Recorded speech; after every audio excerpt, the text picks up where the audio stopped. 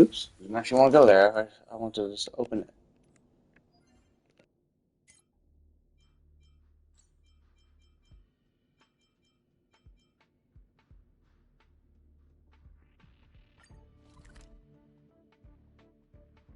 Oh, whoops, I didn't unlock this. Oh, I actually didn't do all this shit here, too.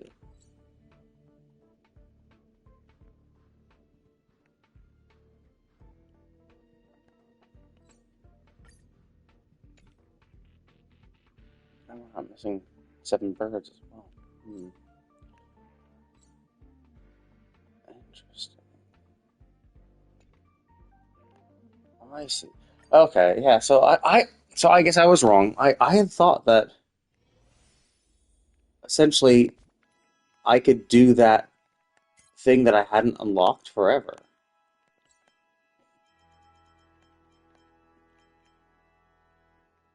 I thought like so this I haven't unlocked. Now I've unlocked the area, but I thought I could do this forever. But it's I guess only the patch that it comes out, or maybe the the 3 weeks that it comes out, like the first banner of the patch, maybe that I can go to this one for free. But I guess after that runs out, they force you to unlock it manually. Okay, yeah, because I'd let someone know that oh yeah, it's there. You can do it whenever, but I didn't realize it was timed because like I've never usually like waited that long. Like the reason why I haven't unlocked this thing is because I never really needed it.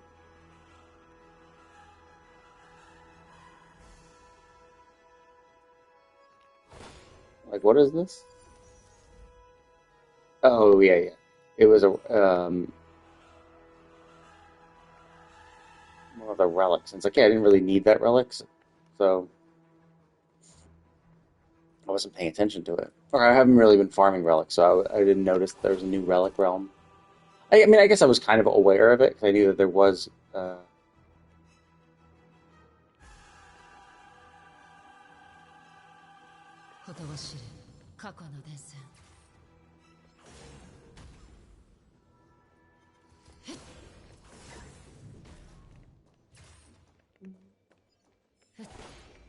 I was aware that there was a relic. I was aware that there were new relics because obviously there's like going to be one for Sam.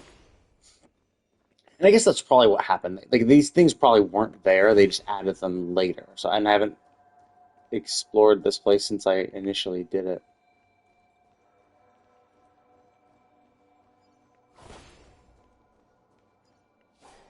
Oh, I'm missing 7 birds.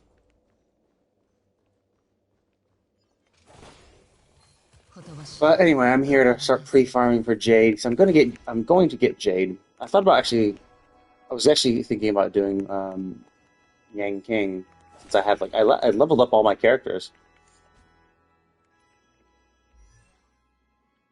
Like most of my characters, I have I have a bunch of level 80 characters, both 5 star and 4 star.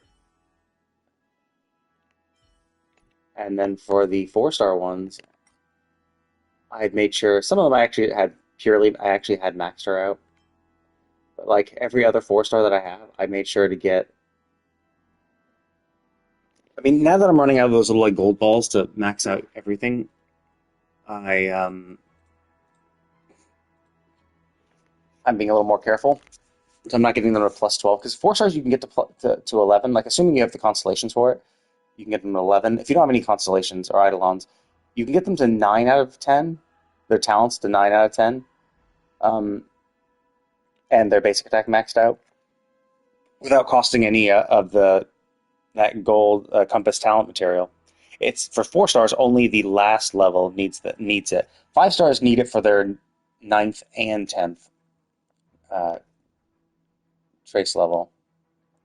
So I was like going back and I'm like, okay, cool, let's just get all my 4 stars that I have to 11 or more.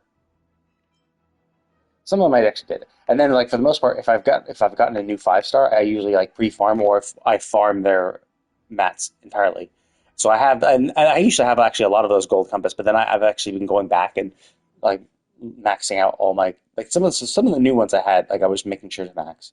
But then I realized actually I had enough like extras that I could extra golden compasses that I could go, like actually max some of my old ones. So I was going back and doing it for my old ones, and then I ran out, and I'm like, oh shit, I didn't realize how valuable these things were, or how quickly you burn through them. But like I also had, like, as you can see, I've maxed a lot of talents, like a lot of traces for a lot of my characters.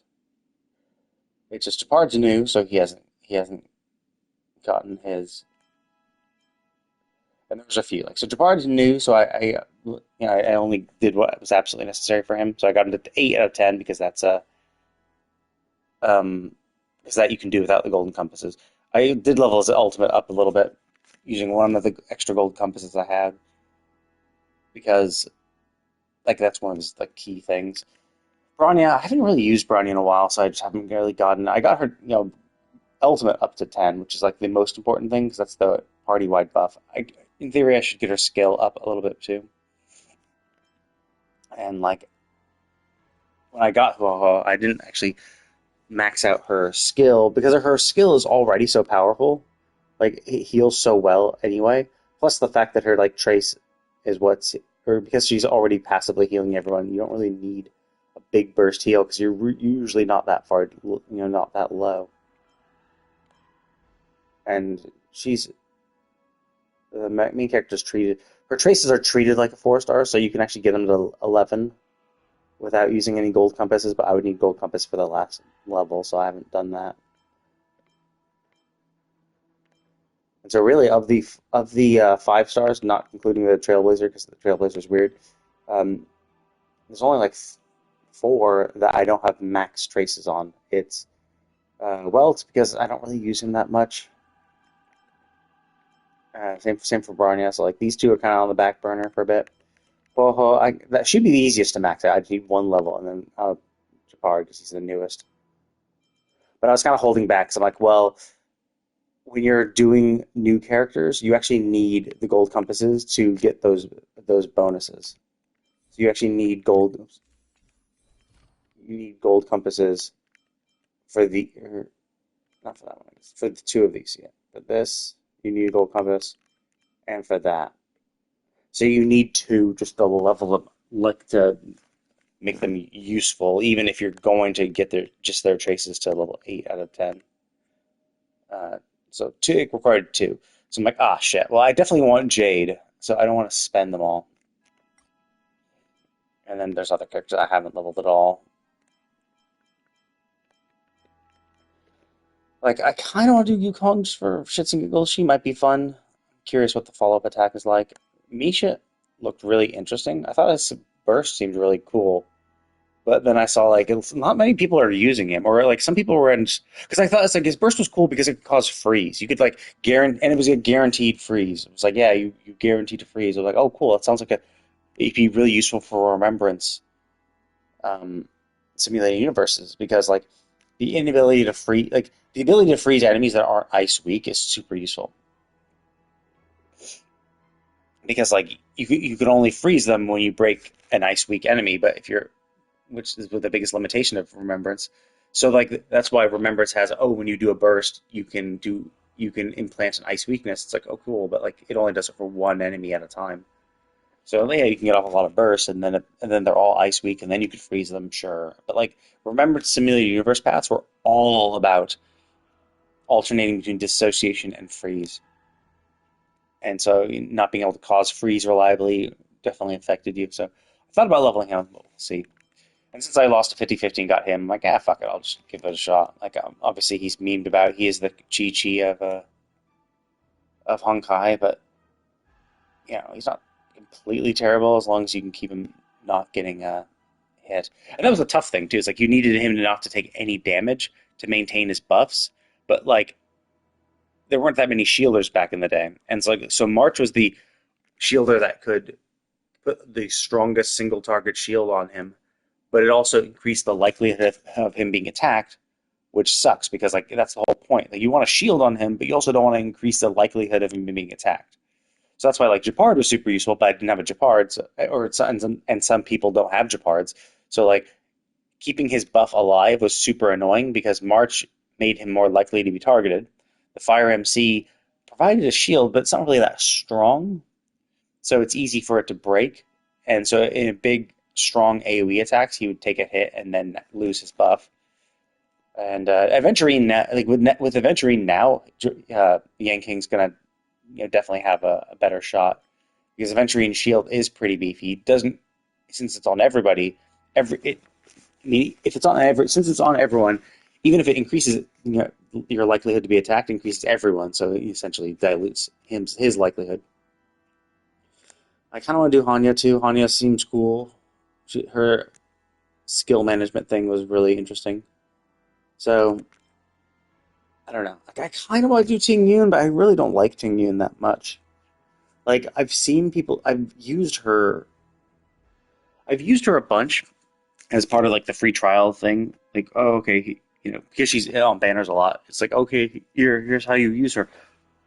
And I've never really been impressed by that. Like, it's always been kind of meh.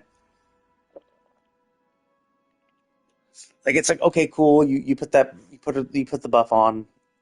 I guess the biggest problem is like it's always Ting Yun with like the Trailblazer, like Destruction Trailblazer. It's like, oh, cool. Thank you for giving me Ting Yun and the Destruction Trailblazer. Well, the Destruction Trailblazer kind of sucks. So it's like, cool. I'm buffing the Destruction Trailblazer and giving them energy for their burst, but like both their skill and their burst feel super weak. So like it just takes forever. So maybe if I used her in an actual party with actually good characters, like good single target hunt characters like Ratio or Sele, maybe she'd be better. I don't kind of same for Luca. Like I'm really, I'm not really impressed by Luca, but I'm not like super negative. Like I definitely felt he was stronger than she felt in the trials, or than she buffed other characters in the trials. So, but I'm also a little wary because I did level up Shang, and even at this level, she feels so weak. And I have her with the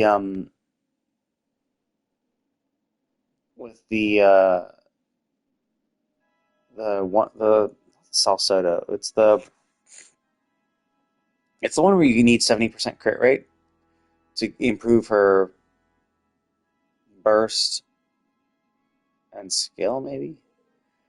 But it just feels so weak as well. Like she just feels really weak. I've never really been impressed by her ability. Like it just feels like she doesn't do much damage. But the problem is her ratio is shit, right? Like it's 73% crit rate, but then 70. So because I went crit rate because I had to get that much crit rate for the bonus, she has no crit damage. So it feels like shit.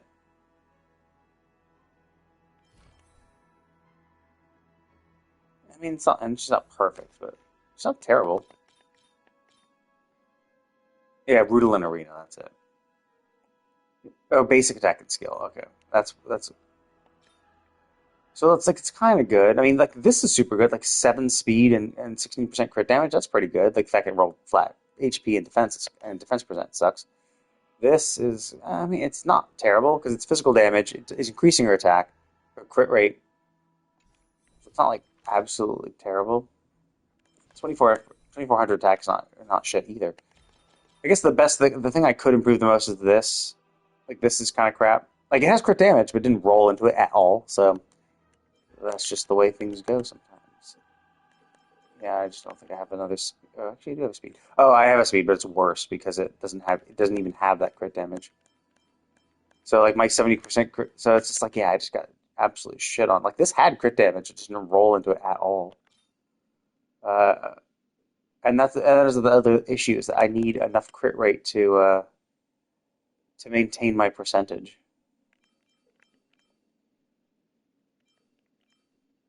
That's actually pretty good. How much am I missing? 2.9.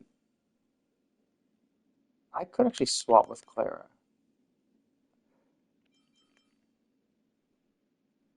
Not really because I need it, but because there's no real point in having more than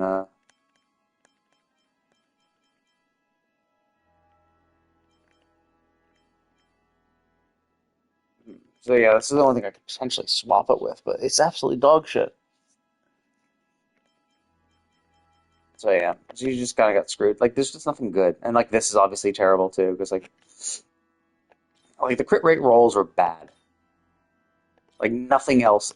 So I only have crit rate on two things, and I rolled once into it for both times. So essentially, I got like a total of four crit rate rolls, and that's all I needed, right? Like, and so four crit rate rolls with a crit rate body. Like, okay, sure, but like if I had better rolls, like if I had just more rolls into crit damage, getting it just sucks. It sucks that you have to get crit rate that high, and I guess I don't really need her speed that high either, because I think her traces. I think one of these gift singers. Oh, it doesn't give her speed bonus, but it does. It allows her to go more quickly.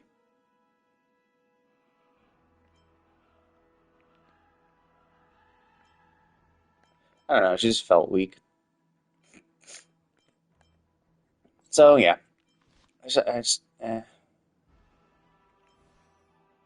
I like her, but like she just feels terrible. I just haven't found a good party to do her with. Or, like I guess maybe use her skills the best. And now that I have Clara, like there's no real point in using her because I actually have a good destruction character. I mean, not destruction character, a good physical character, physical DPS. So I don't even really need her anymore because I mean, I could use her just for shits and giggles maybe. But yeah, I want to get Hanya too. Hanya seems really cool. Good skill point bumper. Misha seemed really cool with his being able to freeze. Asta, I'm like, man, I don't really care. Hook, like these three, I just don't give a shit. Like, I hate HP. I hate managing HP loss characters. I just don't like losing HP. I don't like not having HP.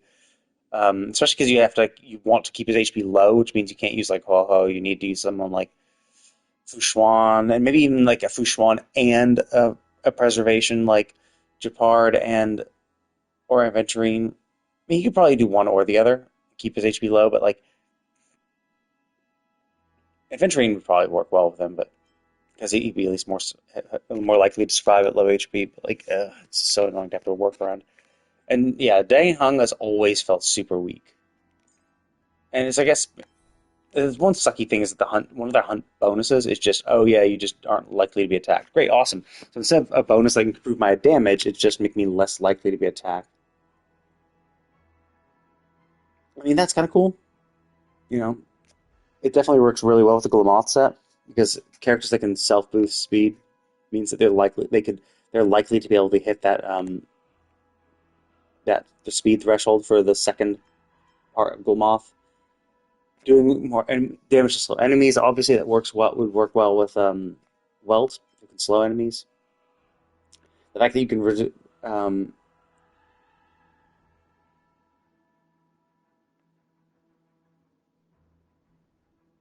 like this is kind of interesting.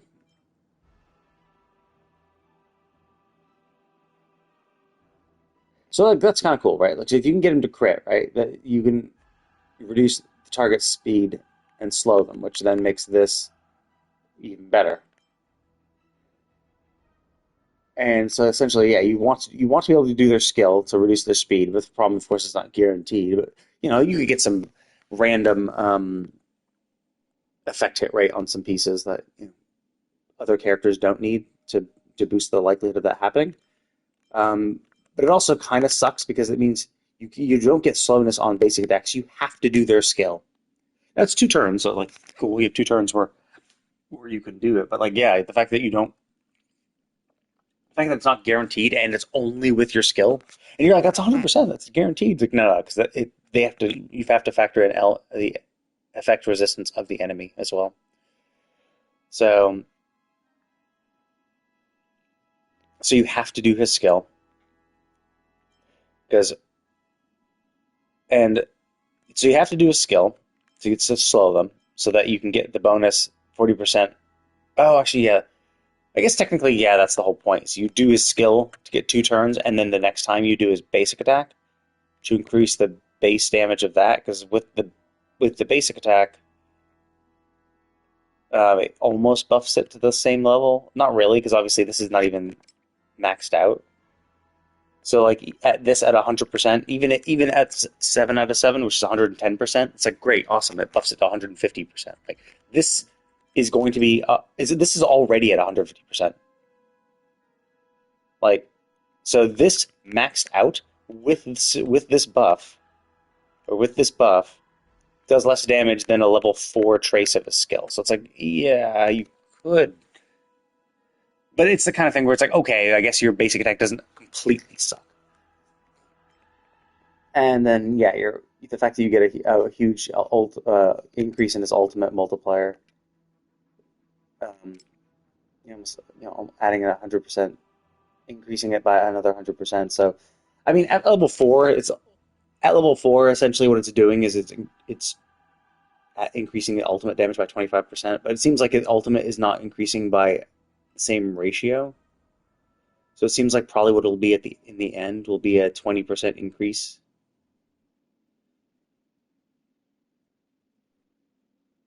Like the fact the damage, the increase, the ultimate increase will be like probably like 120%, but like the base damage is going to be something such that when you add 120%, it'll only be like a increase of 20%. Is my guess. I could look it up obviously, but like so, but yeah, like I haven't really used him that much. The fact that this is kind of shit because like this counters this, right? It's when you're 50% or low, you're less likely to be attacked, but you only get that resistance penetration if you get attacked, and it's limited. So I mean, like, yeah, sure. When you're fighting lots of enemies, the light odds of getting attacked at least once, fine, sure. But the fact that you can't trigger it again, and it's only for the next attack, so it's like, it's hard to work around because you can't like, you know, you can't trigger it manually. So yeah, kind of annoying. Hook, I just don't like. I've used her so many times in the thing. I just do not like her. Like, she feels so weak, and maybe because I haven't built her, that's kind of cool. That's kind of meh.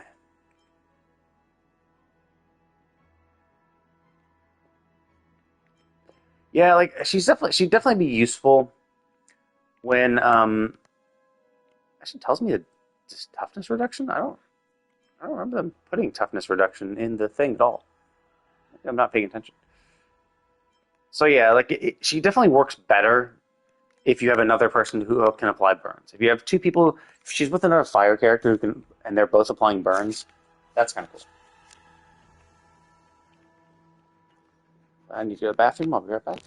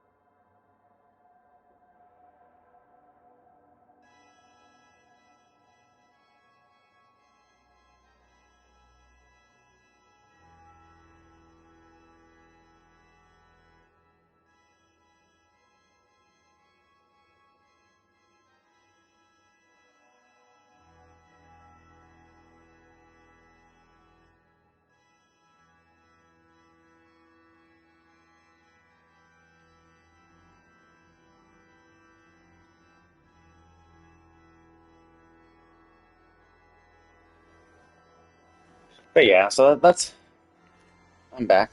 So that's kind of why I'm not going to play those. Like I'll never play Arlen. Dan Hung, I don't know. He could be useful. Like that. The lot of multiplayer he has on his ultimate is pretty cool. Um. So and that's an ultimate and follow up attacks are for the Salcedo. So that's an easy thing to do. But I guess because he also is I think he buffed his own speed, right? That's what this talent is. Yeah. So the fact that he can buff his speed means he's also could work with Glamoth. Hook, I guess, would be okay with another character that could get burns on her, so she can trigger her talent more frequently and get energy back from that. So if she's able to get her, so she if she's able to have people with burn, if someone else besides her can do burns, then at least the target she targets could always have a burn on it, and she can always get energy back and get her burst up more frequently. Um, Obviously, Asta would work well with that, but then I also have Gwenithan and I guess any. I guess I have him too. I don't think he does burns though. I think she'd be useful in the simulated universe runs where you have Ix being able to do it on with the resonance. Misha seems kind of interesting. I might give him a shot at some point just for the remembrance path.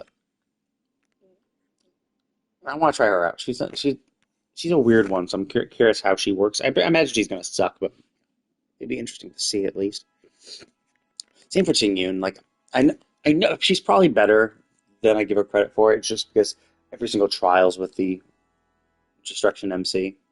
Anya I know is good because I really like her ability to get back a skill is and be skill point positive is really helpful. Like to constantly use her skill and never have to worry about using her skill. Like she can constantly use her skill and always be skill point positive because after any other person uses skills or burst, they get their they we get a skill point back.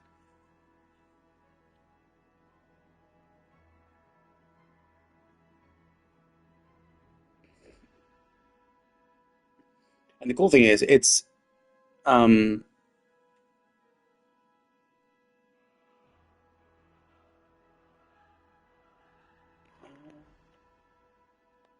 burden.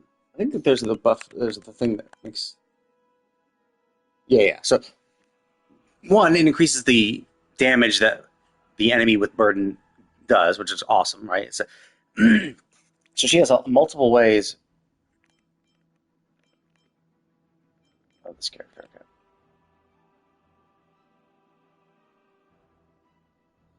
So essentially, you get for every skill point she uses, she can get back two, which is great. Which is like yeah, it's very skill point positive. And the fact that you also do increase damage to that means that she's great for bossing and stuff because it's like yeah you do that they're using their skills they're getting their skills back and they're doing more damage to the enemy and of course increasing the speed. Oh, okay, so I need to max her speed out. That's gonna suck a little bit. But like she needs a support set, so there's a little more wiggle room for that type of shit because she's a support. I can like give her whatever I want, right? I can give her I can give her speed boots and then like find whatever defense percent or HP percent body and orb and well actually Rope probably wants energy regen regardless because her biggest buff is about this. And the fact that there's the Glamoth set, which needs high speed, means that she can essentially manually ensure that the person with the Glamoth set has that double bonus. So she's definitely super useful, and she gets some speed from this too. So she's gonna have a pretty decent amount of speed. I think what may okay, so it's probably 20. So she probably buffs the ally by 20% of Hanya's speed. And if I can get Hanya up to one, I mean, in theory, you can get her up to 160. Like my Silver Wolf's at 160, so like it's not impossible. Um, and 20% of 60 is um, I guess it'd be easier if I did it 20% of 150. It's going to be 30, but 160 would be like about 33. So 33 increase in speed is ridiculous because the Glamoth set needs like 160 for its second bonus. But like getting 130 speed is pretty easy for characters with it. And usually the characters I've given Glamoth are ones that already can have boost their speed, so they might get it anyway. And then of course in Simulated Universe, when you're getting all such crazy blessings to make it much easier. So yeah, definitely gonna work on her at some point.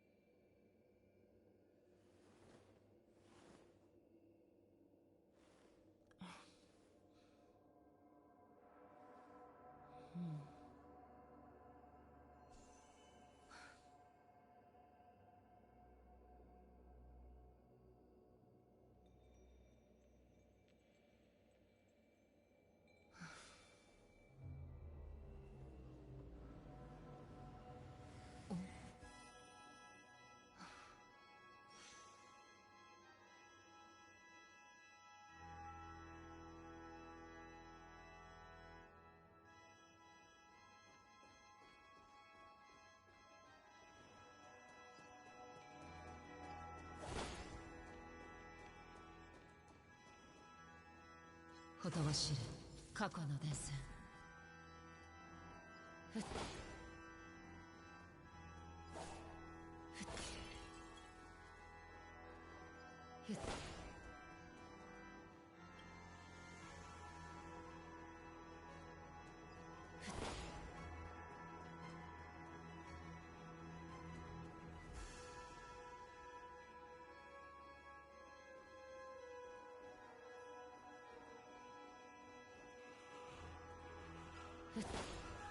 ほとばしる過去の伝線。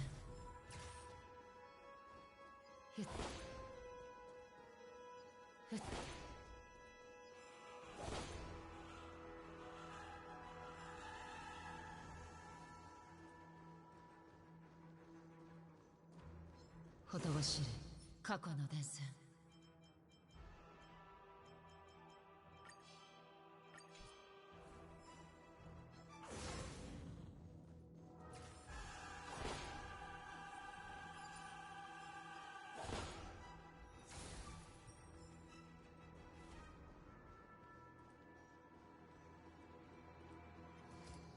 ほとばしる過去の伝線。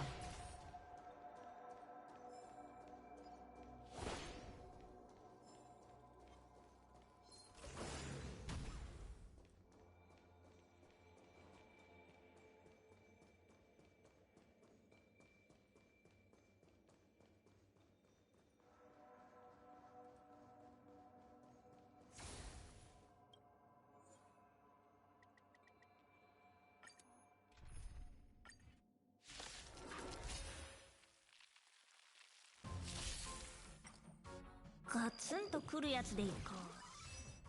ふふ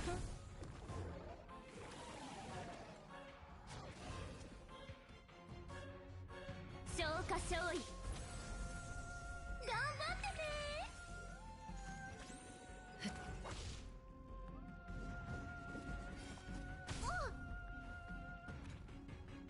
ー。や涙雨。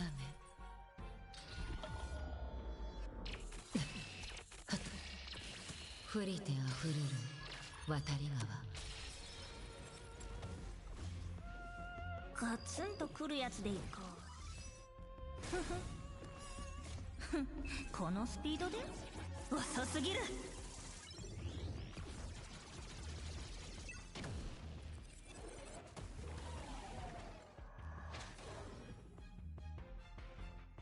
清少後方動揺しちゃダメ。愚者洗面不器用遊び尽くさん。答え見つけてごらん。その勝負朝露と消え失ガツンとくるやつでいいか。ふふ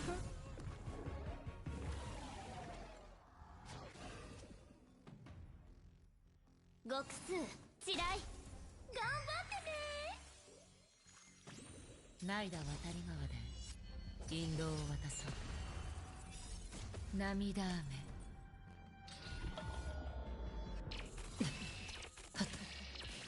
降りてあふるる渡り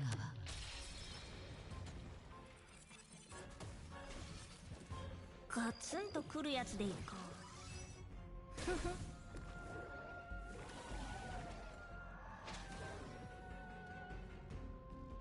そうよ一体。関と異性人事をなす。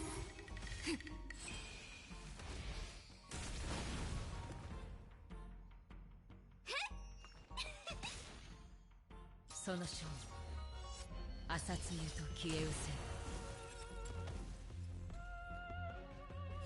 はっ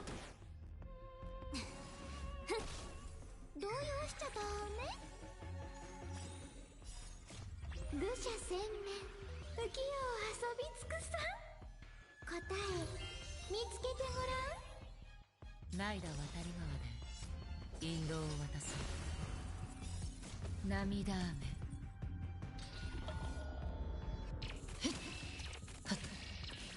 降りてあふるる渡り川。ガツンとくるやつでいいか。ふふこのスピードで遅すぎる。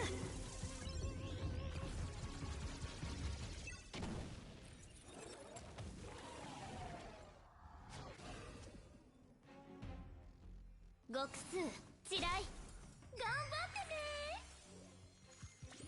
その勝負朝露と消え失せ。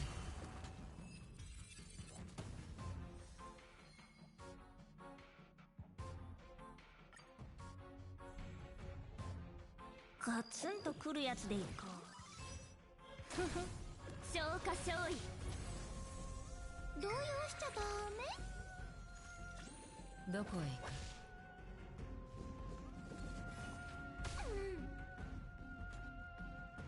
いや涙雨。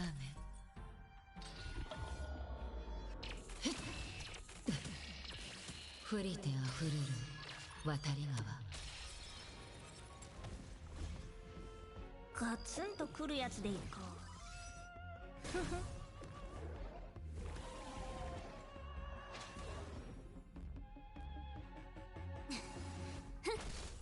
張ってね。愚者千面浮世を遊び尽くさ。答え見つけてごらん。ナイダ渡り川で引導を渡そう。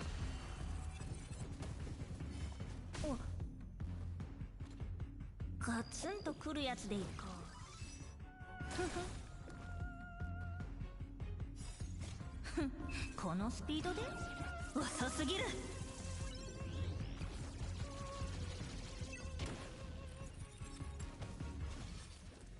ガツンとくるやつでいいか。ふふ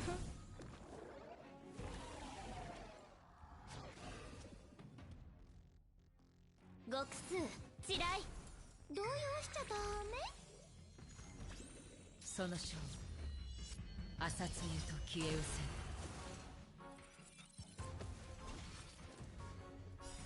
せ。涙雨。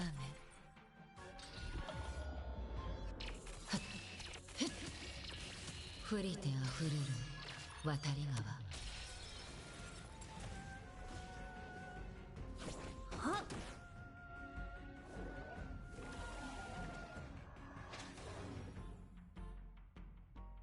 そうよ一体。関と異性人事をなす。頑張ってね。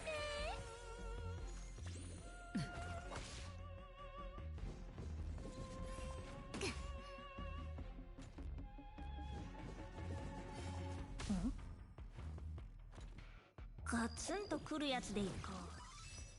ふふこのスピードで遅すぎる。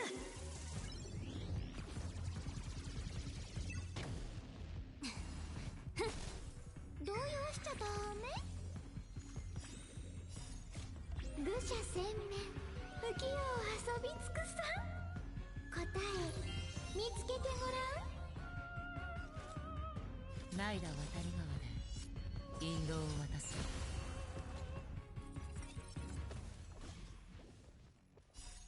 涙雨。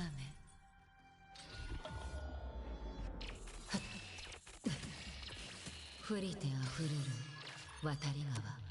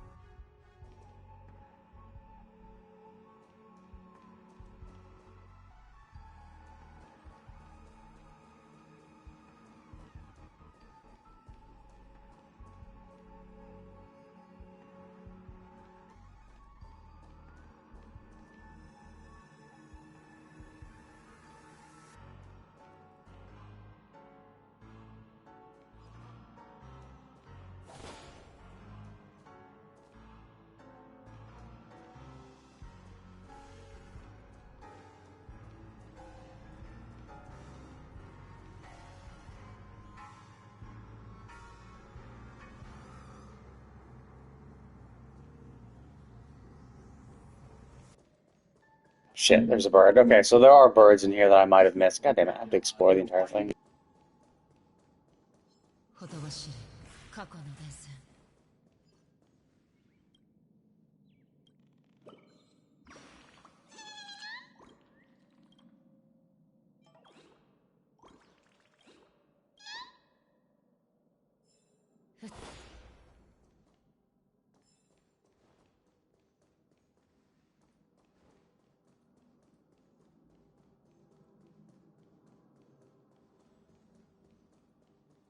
ほとばしる過去の伝線。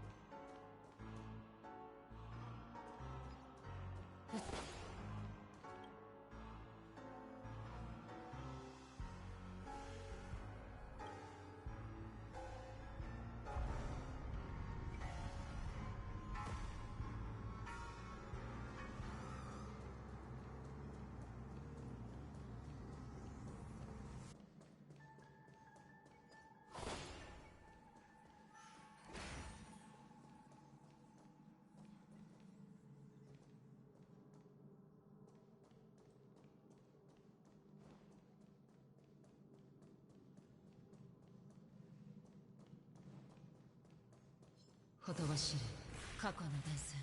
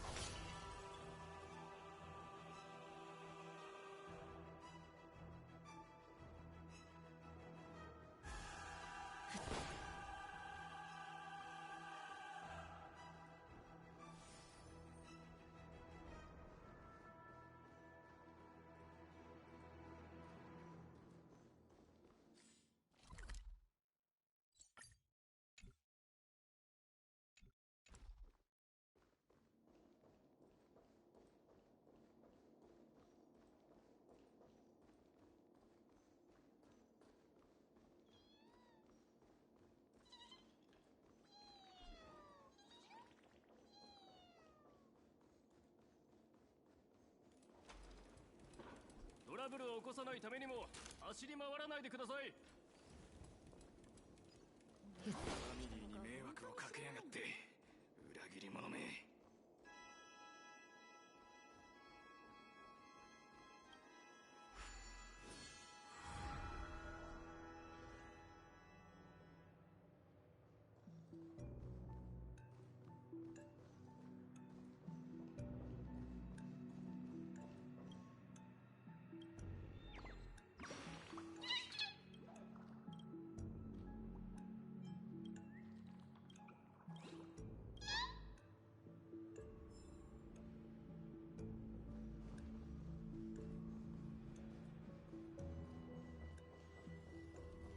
ほとばしる過去の伝説。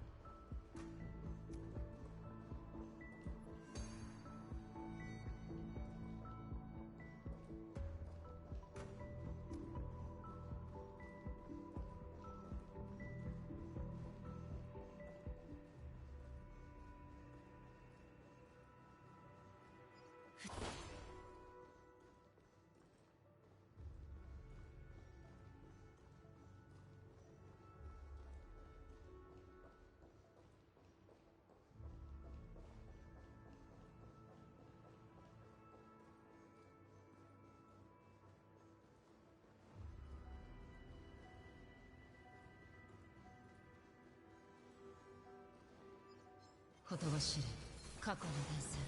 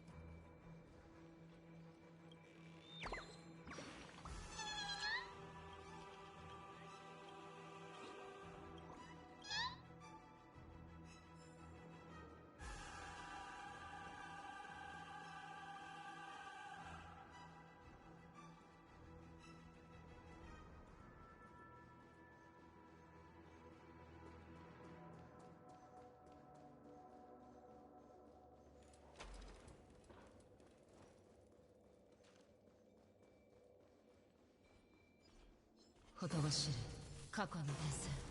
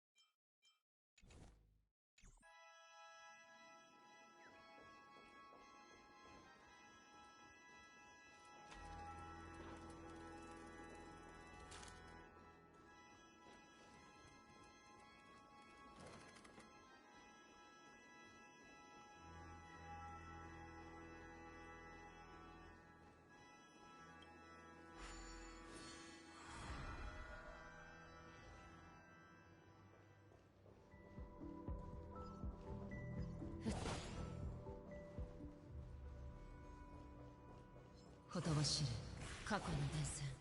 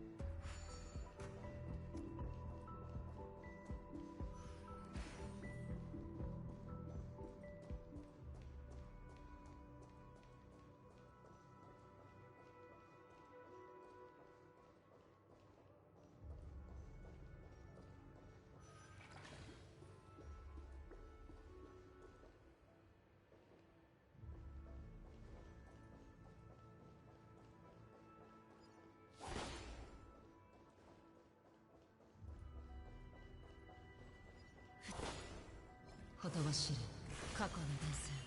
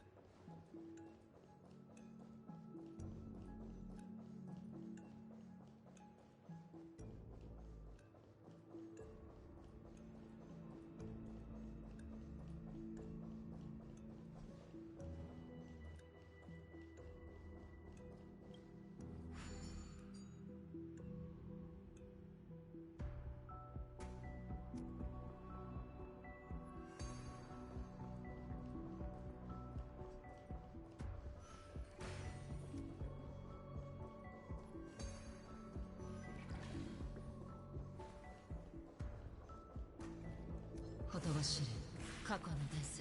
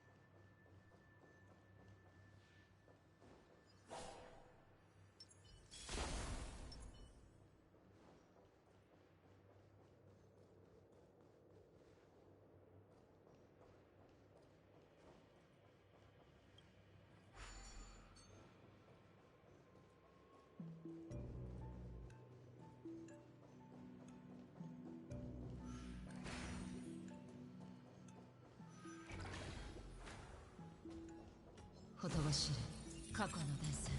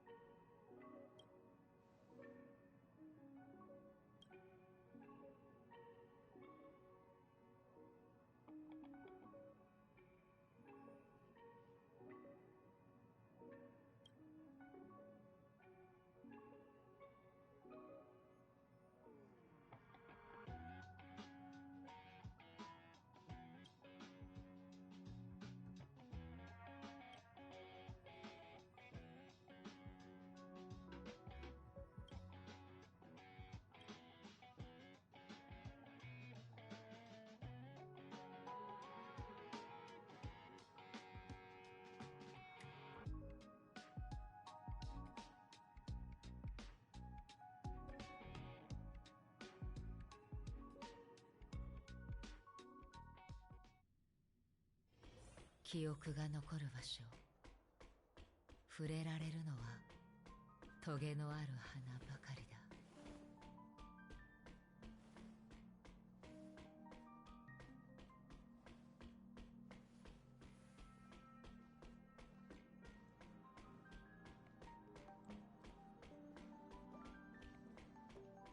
Oh, that's what this thing was.「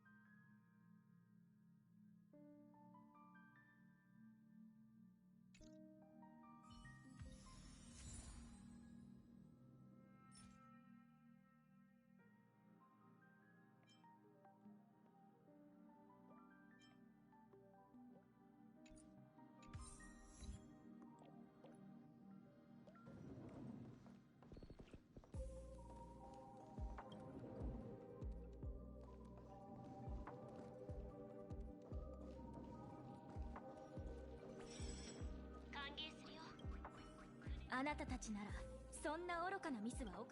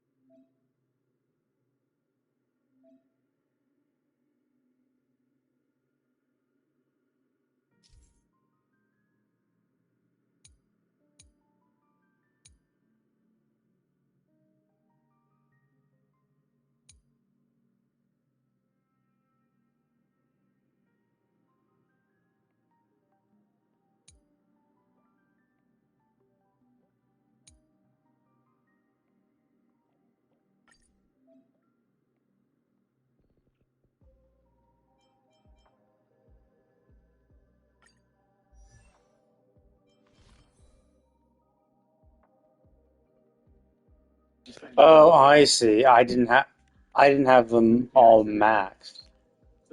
Wait, what? My boots were maxed? There's no way in hell my feet were. Because like it looks like oh wait, was I doing a mix of two sets? Was that it? Oh, I see.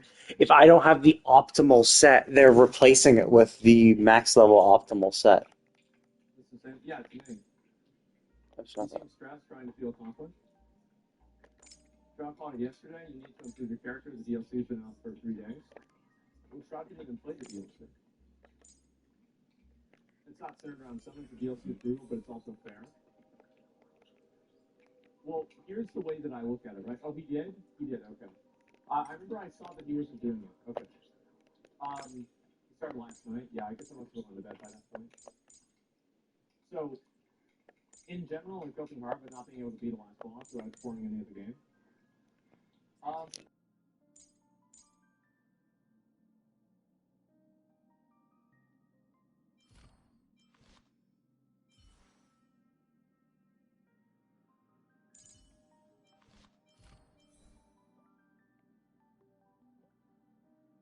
Ah, okay, yeah. There's it without the mappings. Okay. So yeah, it's I had them. Well, actually, her head wasn't max, but she did. They replaced it with the full set. Oh, and they just leveled those two. This, wait, what? They replaced her rope with something else. Oh, and they gave her gold off. Well, that's kind of cool though.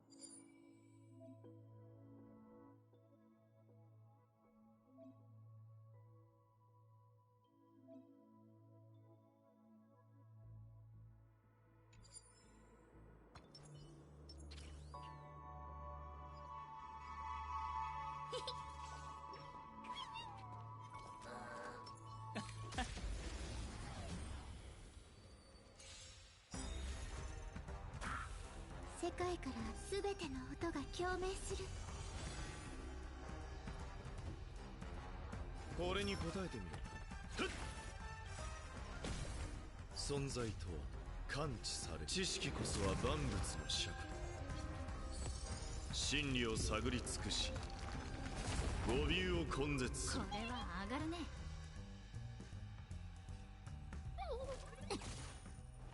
0点だ。次。ベッドだ。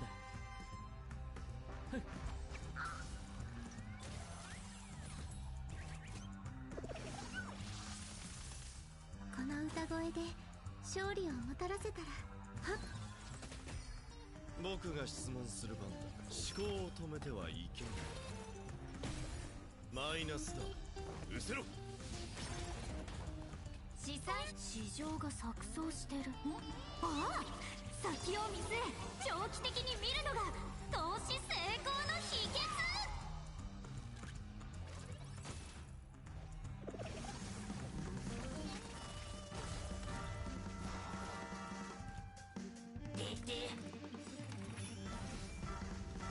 サイは投げられた。全てを失うか、はたまた全てを手に入れるか。君たちの回答を楽しみにしている。これに答えてみろ。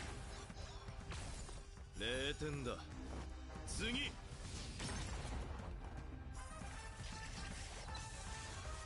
世界から争いが消えたらいいのに。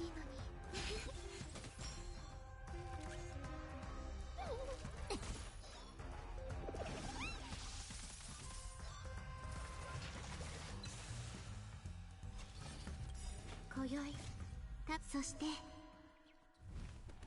星々が反響する。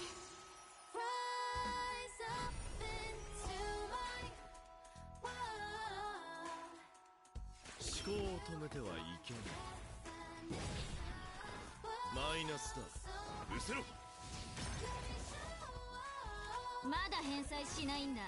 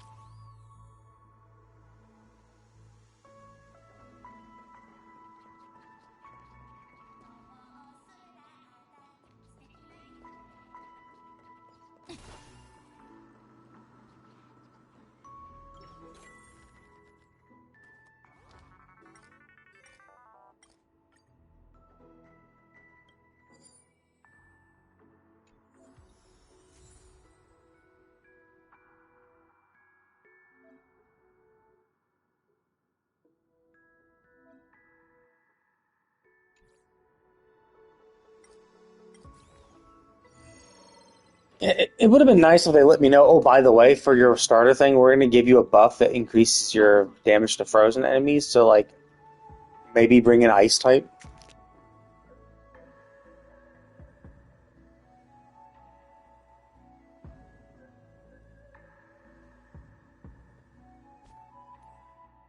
Oh, can I switch? Oh, I can switch. Oh, okay. Never mind then. Okay, I thought it was like other simulated universes where like you can only pick you can only pick your four, and as you're going through, you can only as you're going through, you can only use the ones that you selected. The fact that you can swap whenever the fuck you want, that's awesome.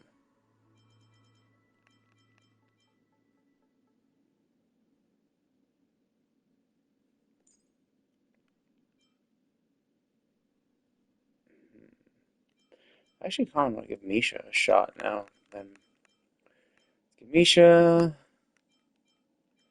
I'd like to do Raw Knight, but I don't think I need that many.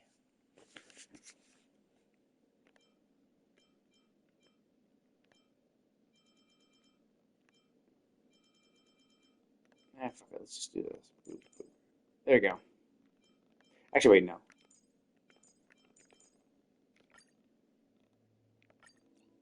Okay, Hard should be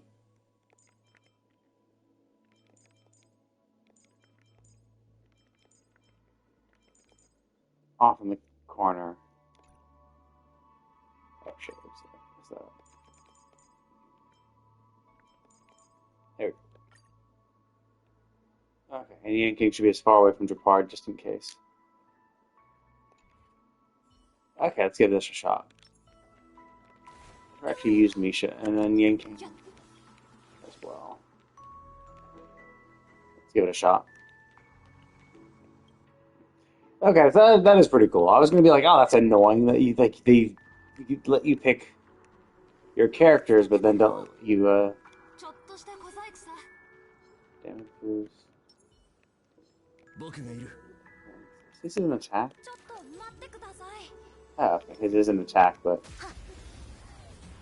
it doesn't trigger. It's a thing that doesn't trigger battle though. 敵データ収集管捕獲マーク起動。ここからは愉快な反撃の時間です。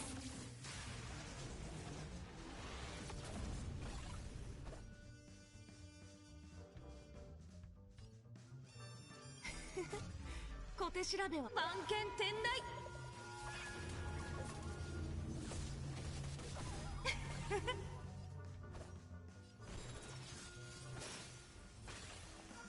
まだ時間はあるかな。間に合わない。ごめんなさ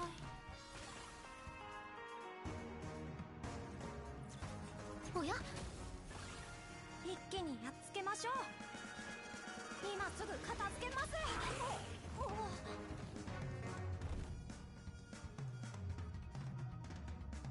やっはっ。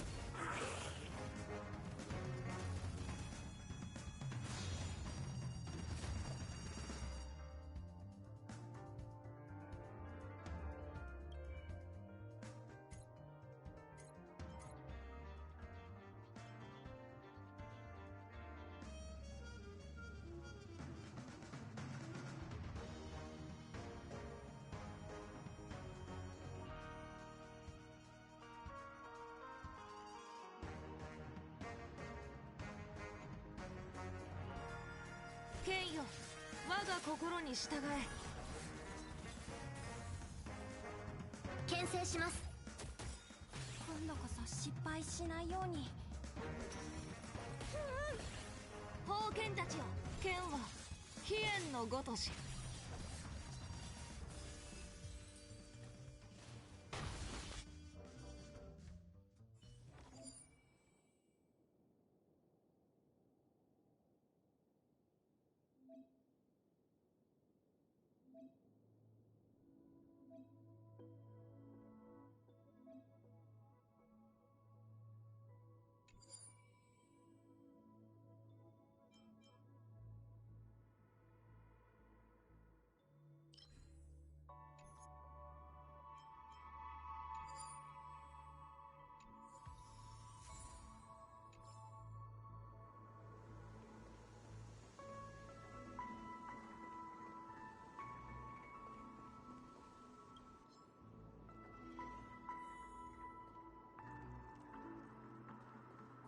敵を分析してから判断しましょう。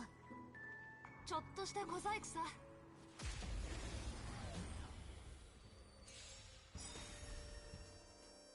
強者からは学ばないとね。敵データ収集完了。捕獲マーク起動。ここからは愉快な反撃の時間です。ランドゥの名のもとに氷雪を越え、気づきしこの志、朽ちることはない。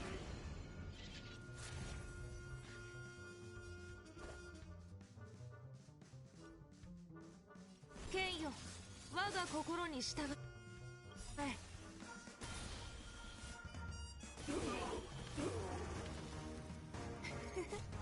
小手調べは番犬天来。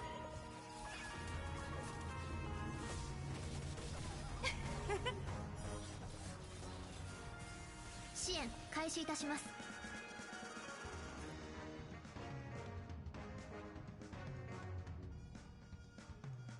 Damn, 145% crit rate.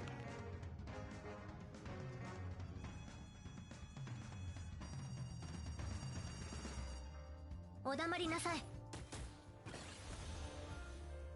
どいてください。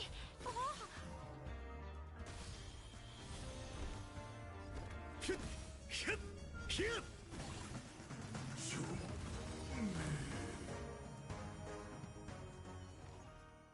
さすが僕の宝剣だね。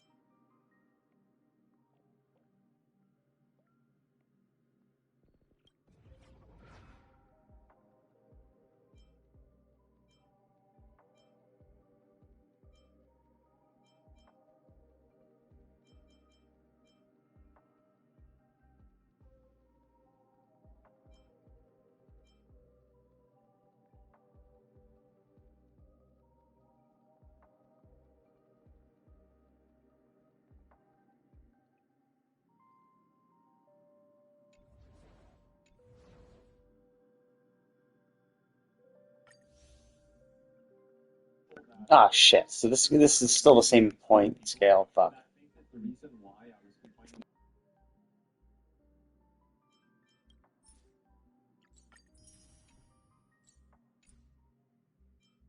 So it's like another swarm in Golden Gears.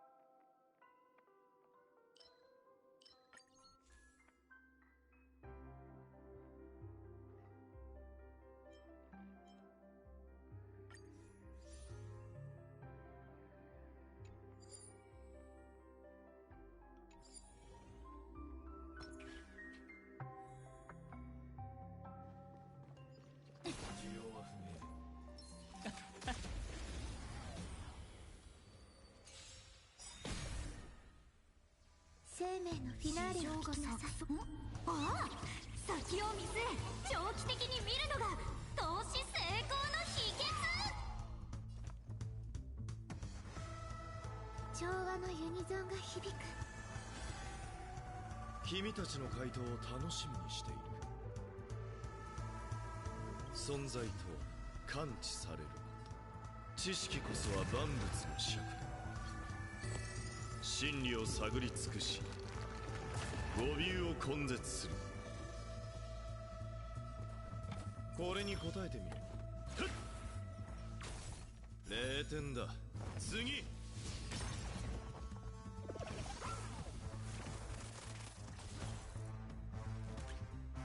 まだ返済しないんだ。マイナスだ。失せろ。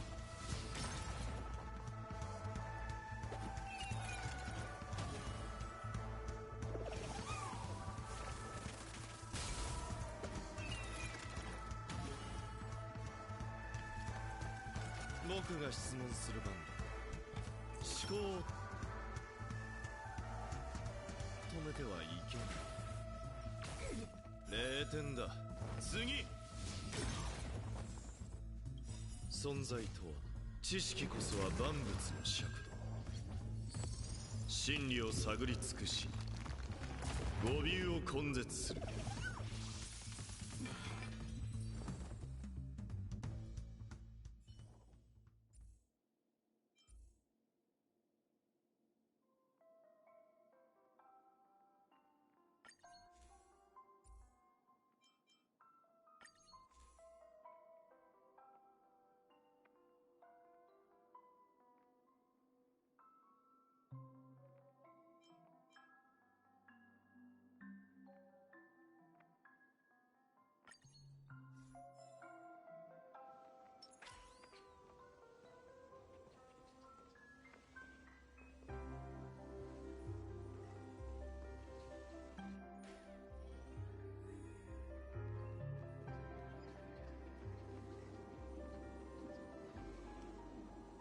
I do both of these?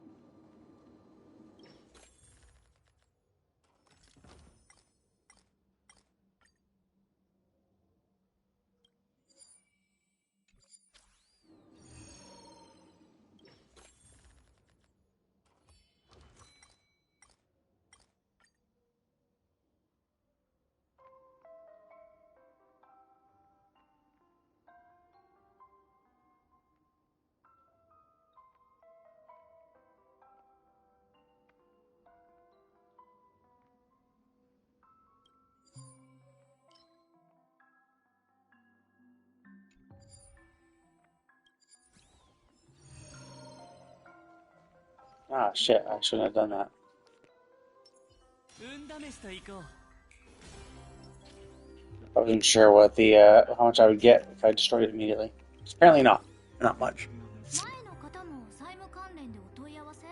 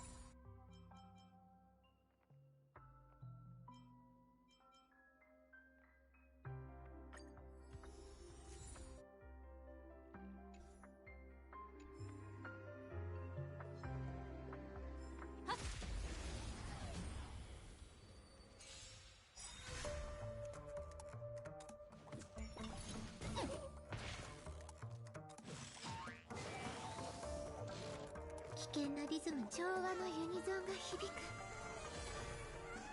君たちの回答を楽しみにしている。思考を止めてはいけん。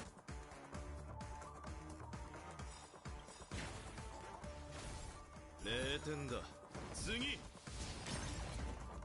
サイは投げられた。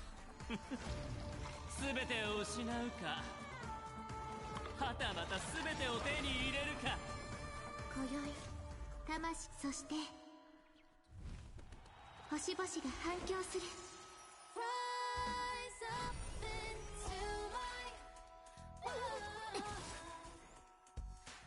全部買いだ。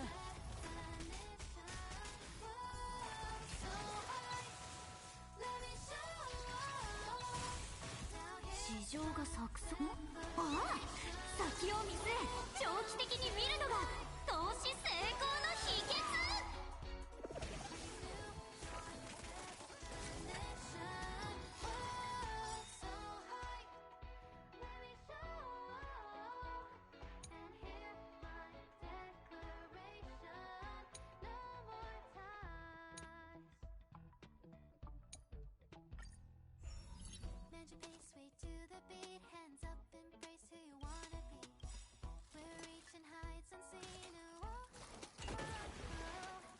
存在とは感知される。知識こそは万物の尺度。真理を探り尽くし語尾を根絶する。サイは投げられた。全てを失うか、はたまた全てを手に入れるか。マイナスだ。失せろ。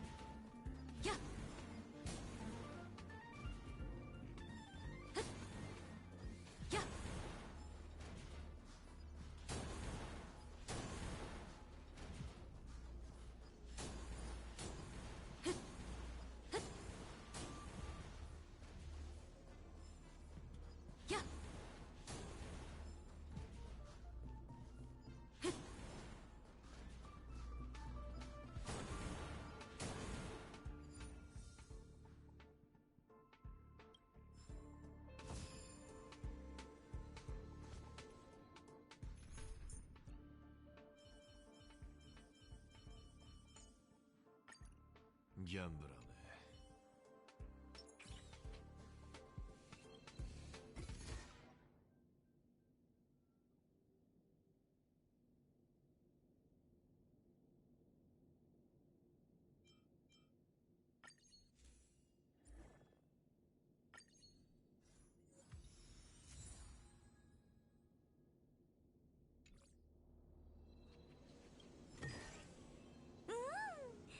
思わぬ収穫。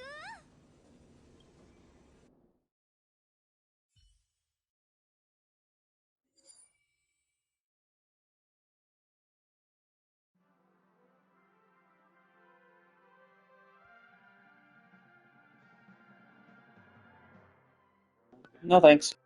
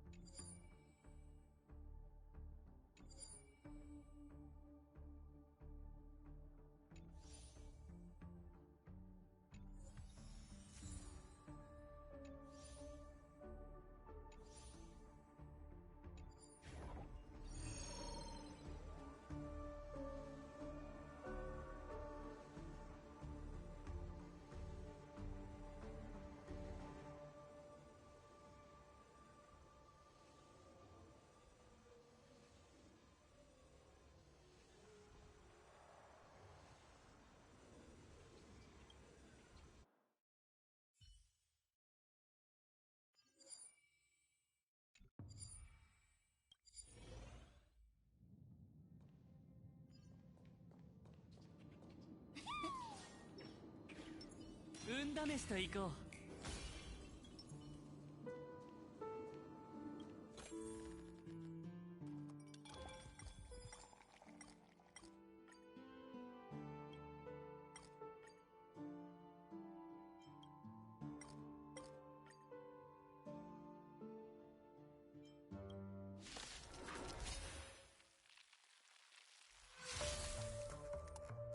危険なリズムね。全ての音が共鳴する。僕が質問する番だ。頭を働かせろ。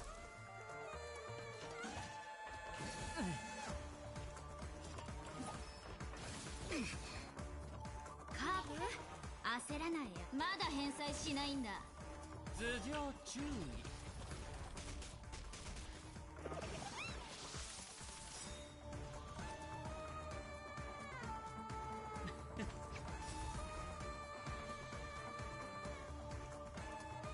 皆さん静かに。思考を止めてはいけない。マイナスだ。失せろ。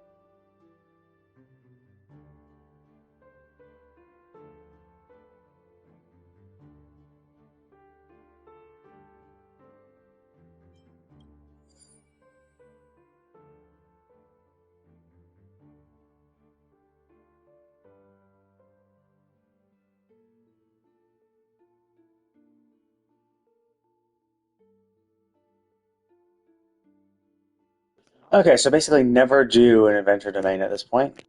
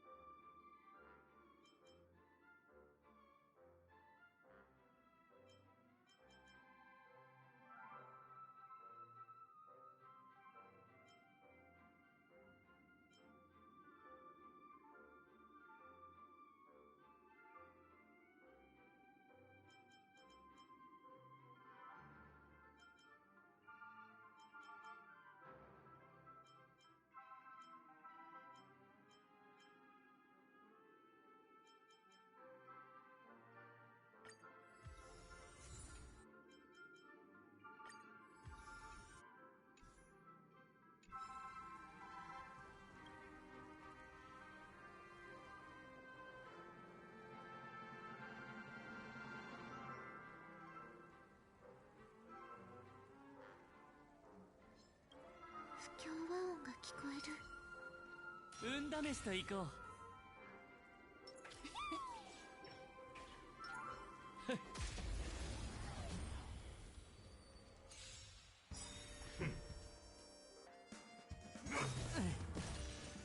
ご盛気を。危険なリズムね。すべての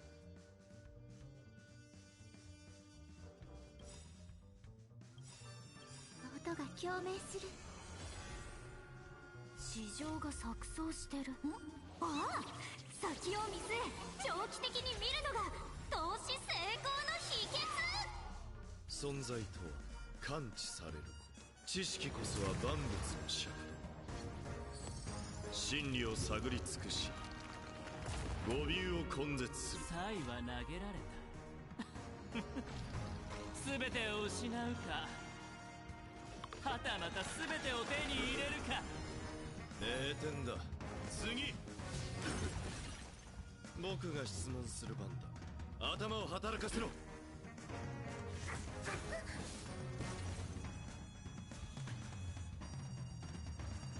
元利ともども返して。マイナスだ。失せろ。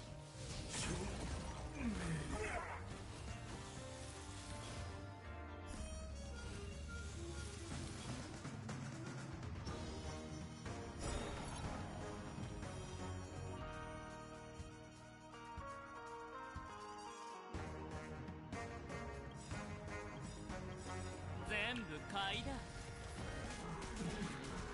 今宵魂は、そして星々が反響する。市場が錯綜して。ああ、先を見据え長期的に見るのが投資成功の秘訣。存在とは感知される。知識こそは万物の尺度。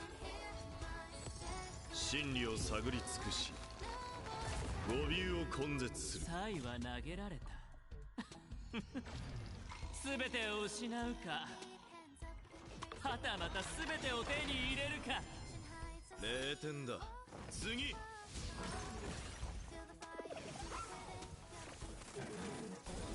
マイナスだ。失せろ。思考を止めてはいけない。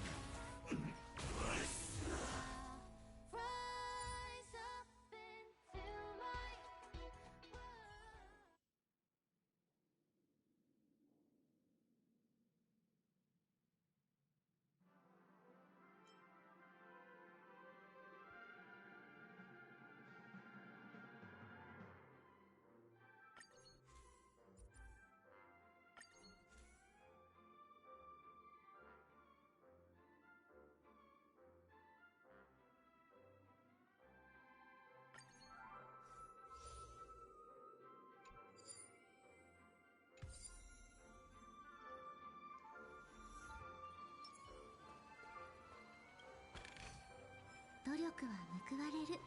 そうでしょ。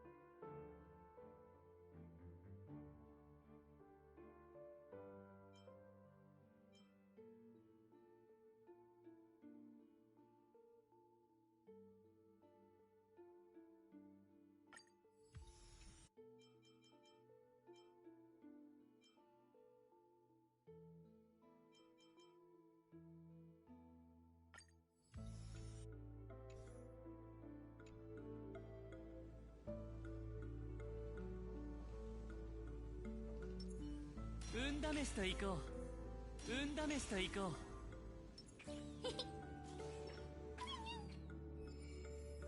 前の方も債務関連でお問い合わせ。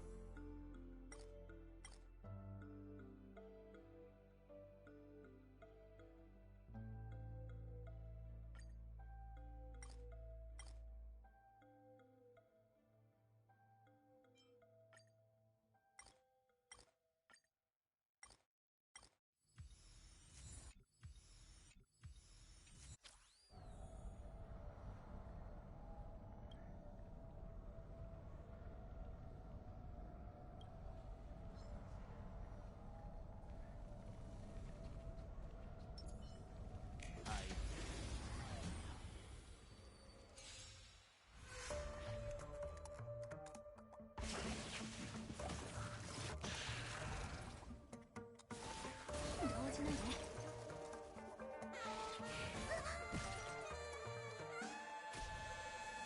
危険なリズムね。すべての音が共鳴する。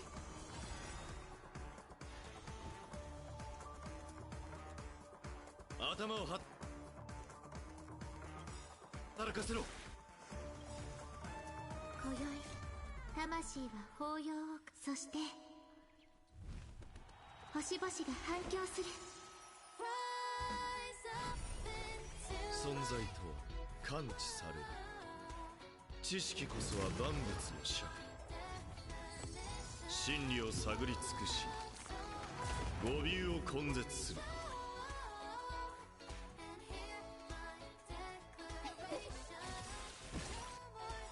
0点だ。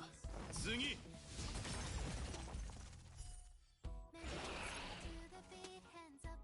市場が錯綜。ああ、先を見据え長期的に見るのが投資成功の秘訣。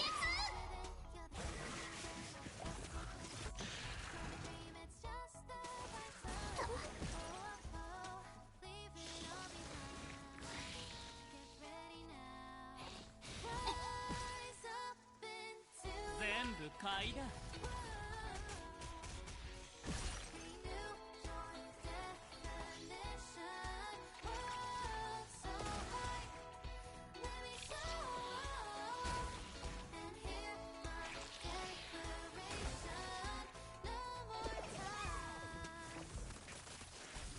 マイナスだ。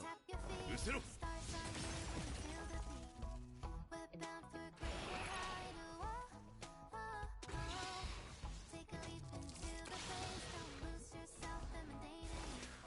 じないで。ベッドだ。好きに使ってくれ。サイは投げられた。全てを失うか、はたまた全てを手に入れるか。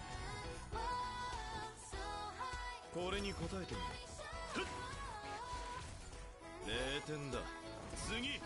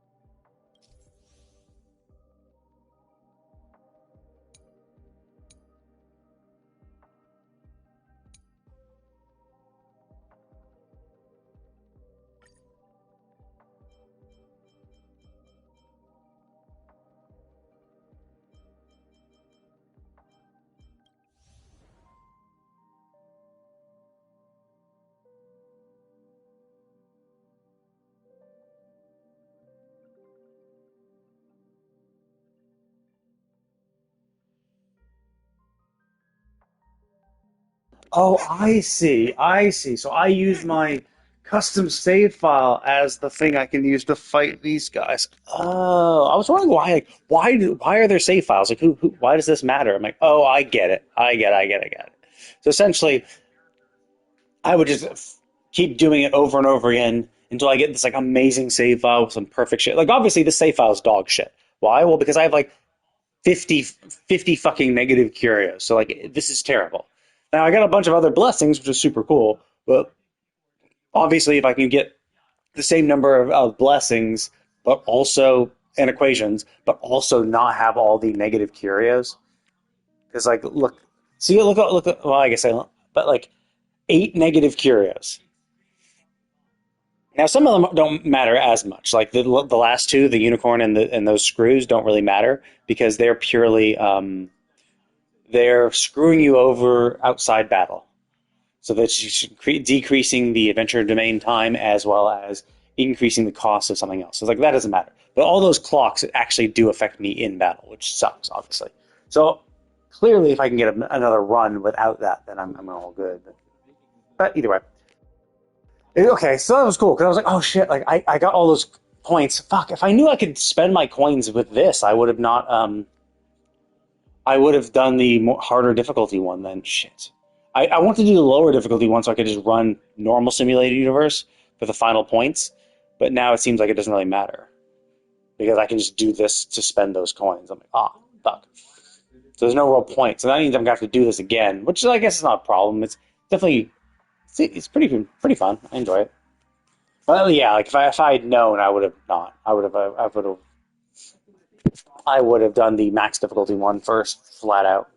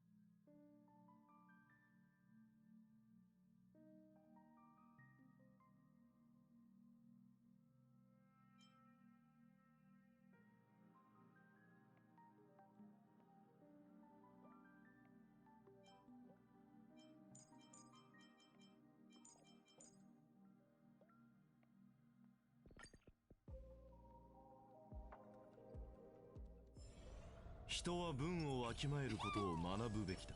運試しと行こコンサートスタート。ようこそ凡人のステージへ。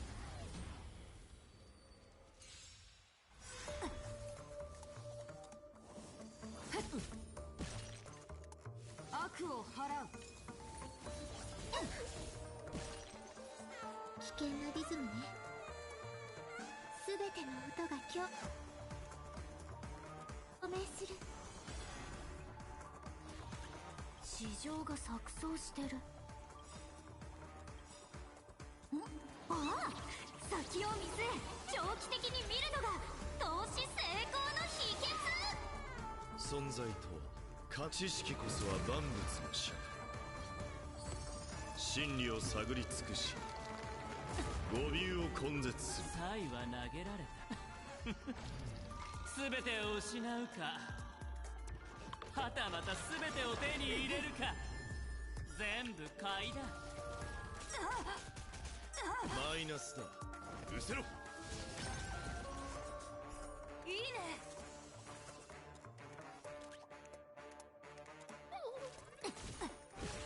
0点だ。次。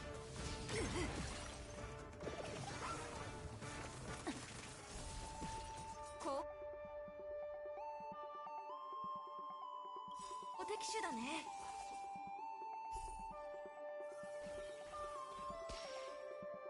今宵魂、そして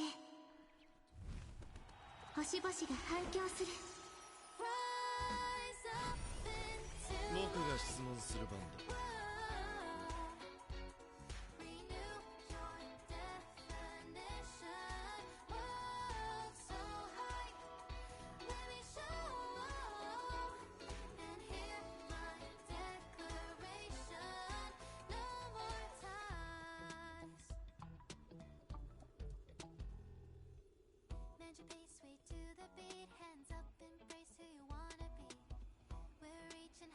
焦るな。よく考えてから決めるんだ。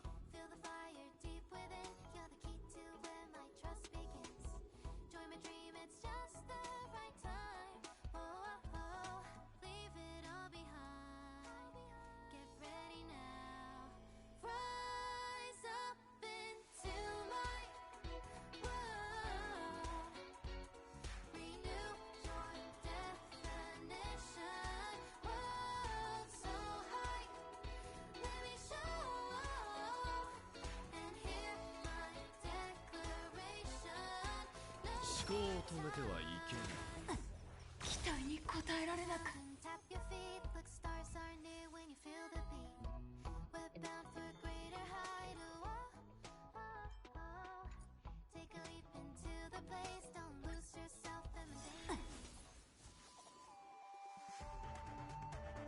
Oh, I go back to back and keep my energy and all that shit. Nice.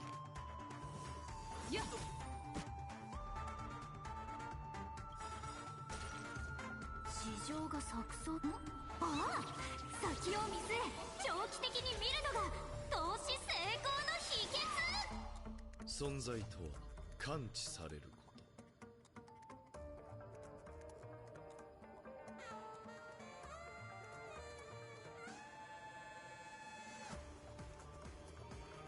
知識こそは万物の尺。真理を探り尽くし語尾を根絶する。 Oh wait, I should have waited till her. She got her skill.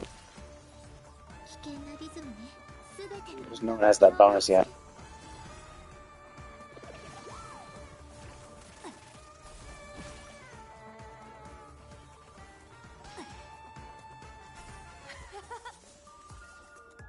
マイナスだ。失せろ。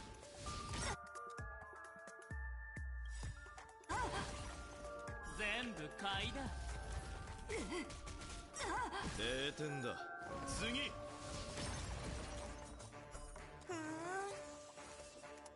今宵魂、そして星々が反響する。カーブ、焦らない焦らない。期待に応えられなく。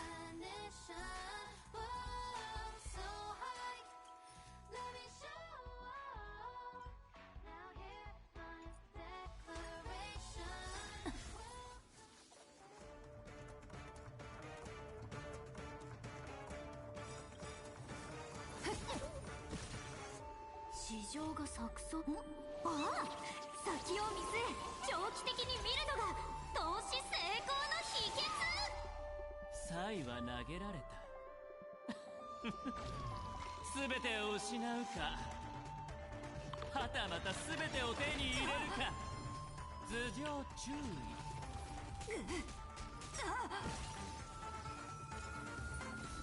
いかさまはなしだ。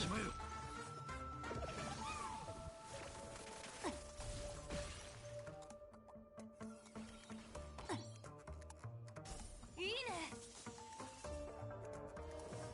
やっさあ行け。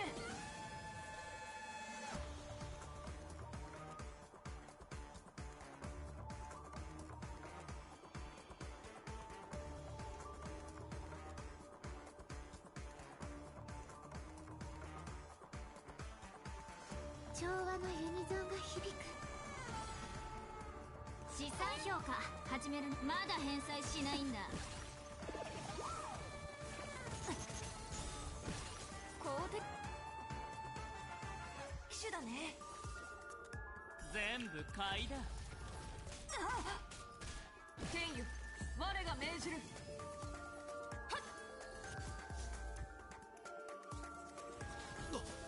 僕が質問する番だ。思考を止めてはいけない。マイナスだ。失せろ。期待に応えられなか。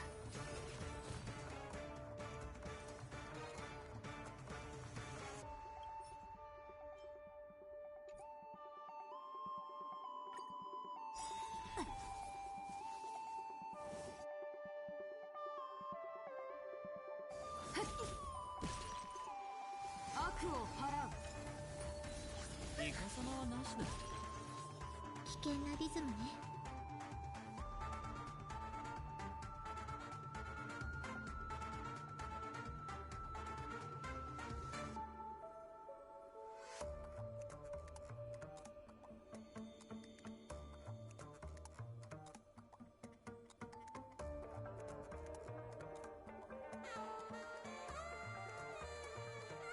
すべての音が共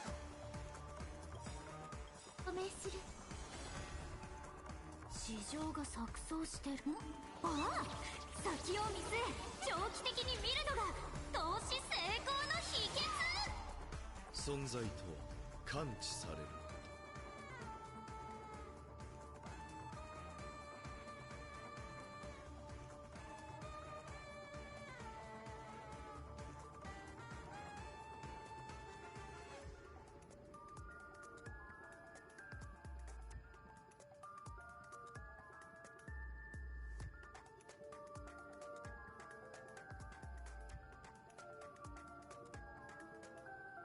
知識こそは万物の尺度。真理を探り尽くし語尾を根絶する。0点だ。次。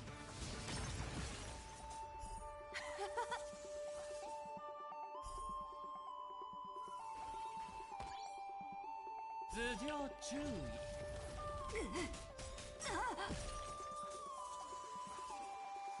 さあ行け。食らえ。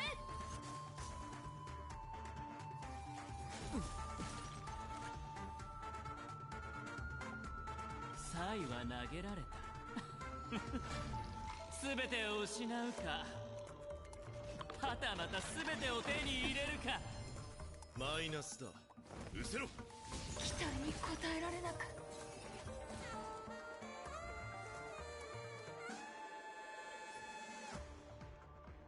Holy shit, it's actually kind of good. Speed and crit. Like, effect rate, break hit, I don't really need necessarily, but there definitely will be characters that can use that, and the speed and crit are amazing. That's kind of meh, but still, I mean, crit rate.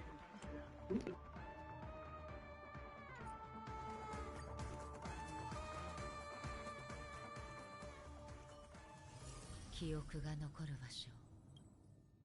触れられるのはトゲのある花ばかりだ。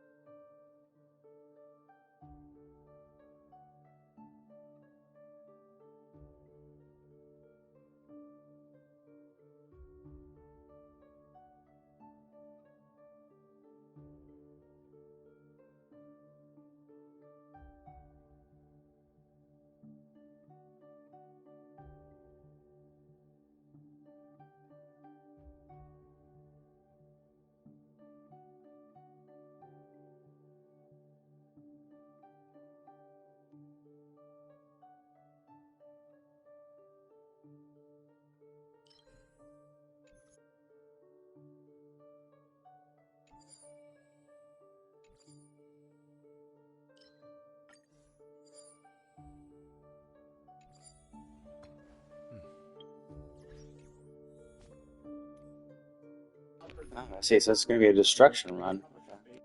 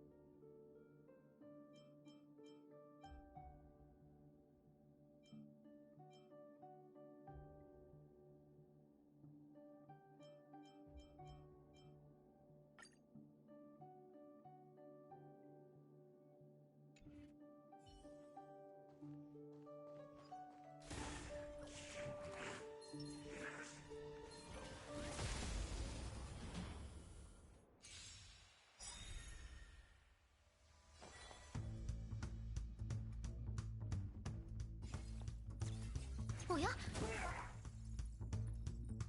た足手まといになっちゃう。レイフよ、守りたまえ。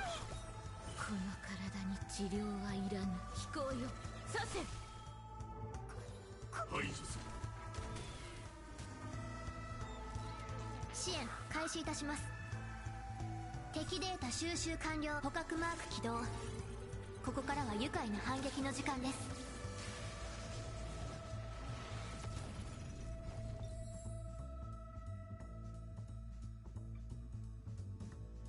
お黙りなさい。私にもやれたりして。いやー、助けて。はっ。月光を剣とせん。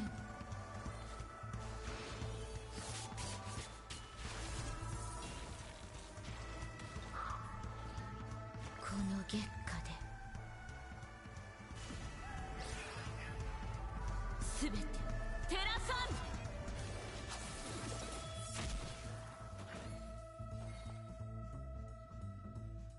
牽制します。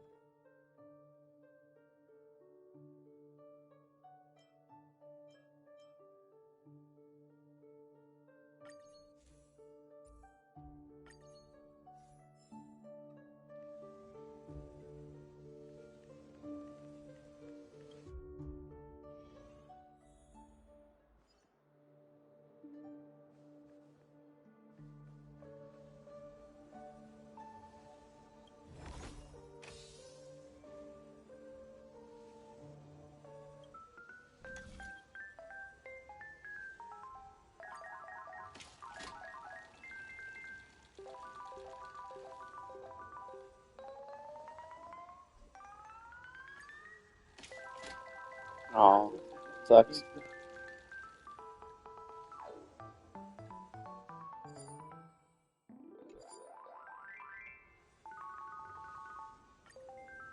Oh, I see. I thought I was getting all of them. No, it's just a chance. The fact that there's duds then is kind of bullshit, but whatever.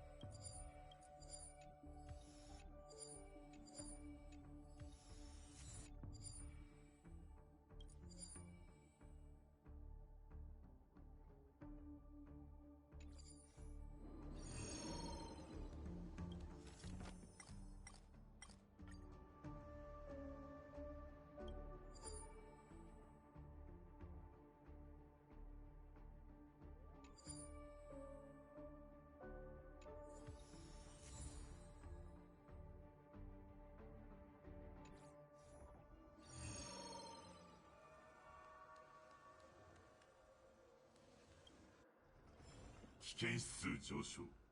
前方にターゲット出現。上月変身。はっ。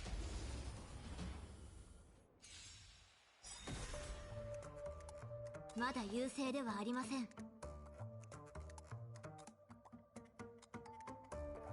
お黙りなさい。戦わなくちゃダメ。政府よ、守りたまえ。この体に治療はいらぬ。敵データ収集完了。捕獲マーク起動。ここからは愉快な反撃の時間です。クラーラもみんなを守りたい。助けて、スワローグ。来ないで。うろちょろと目障りなんだよ。アキラ、俺様だけで十分だ。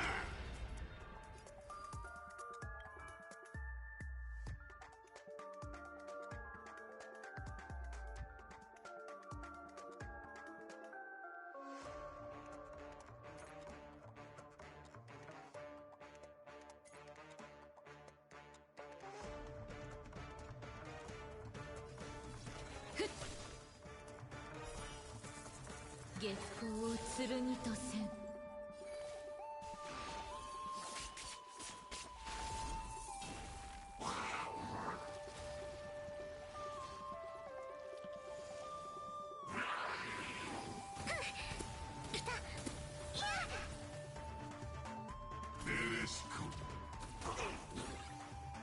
クラーラ、勇気を出さなきゃ。排除する。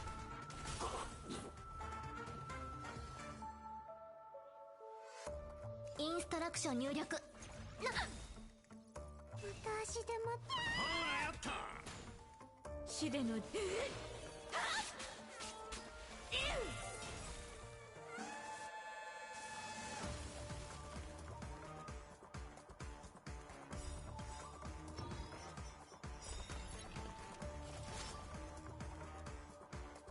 敵データ収集完了。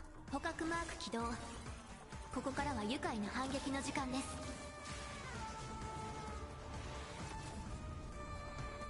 この月下で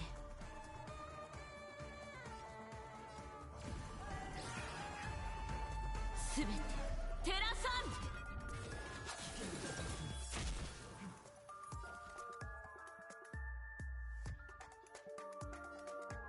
こうやってあれ無傷だ。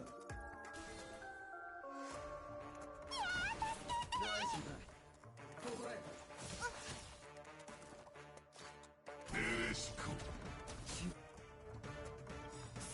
クラーラもみんなを守りたい。助けて、スワローグ。来ないで。うろちょろと目障りなんだよ。アキラ、俺様だけで十分だ。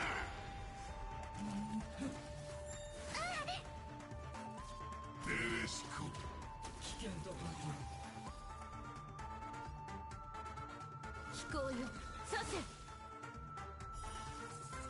月光を剣とせん。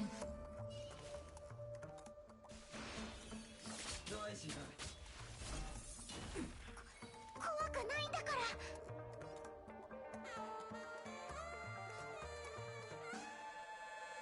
隠れろ。危険と判定。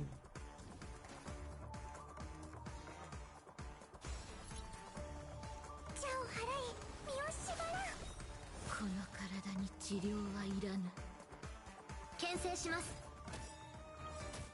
敵データ収集完了。捕獲マーク起動。ここからは愉快な反撃の時間です。振幅。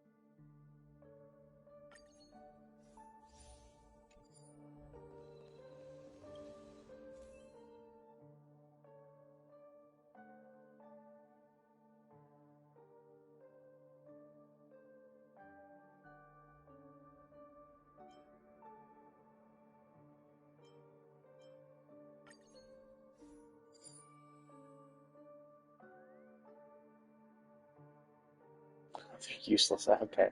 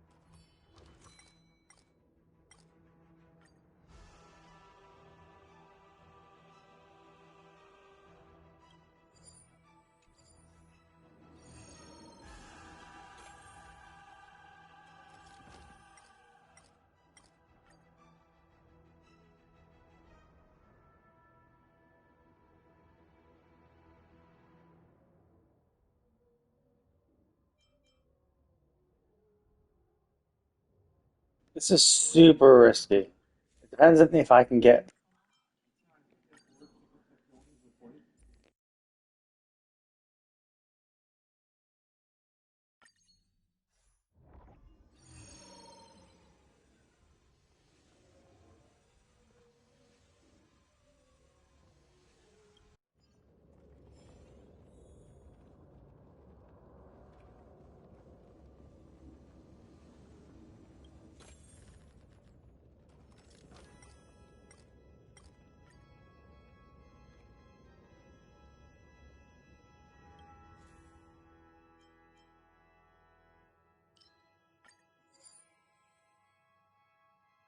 Oh fuck!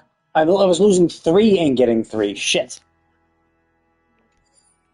I thought I could. Ugh, fuck! I wouldn't have chosen that if I could. I thought I was picking one of those. Fuck. That actually would have saved my life if I die in the next battle. Which actually, wait a minute. I can swap characters whenever I want. Actually, never mind. Oh wait, we'll swap all.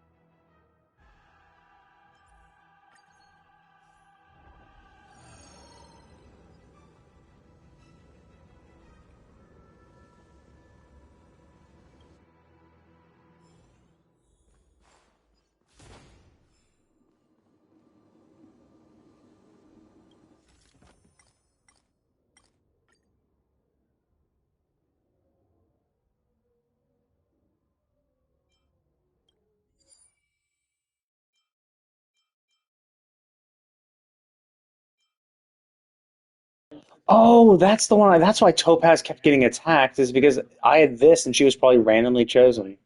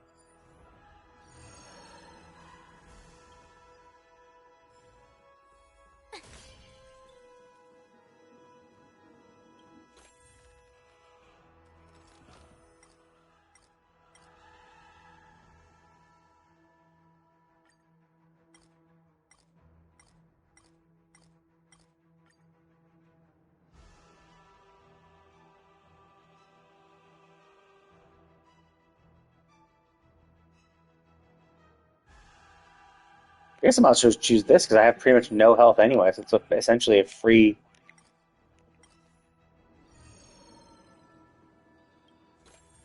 I don't really need. I've already have a shitload of fragments, but might as well.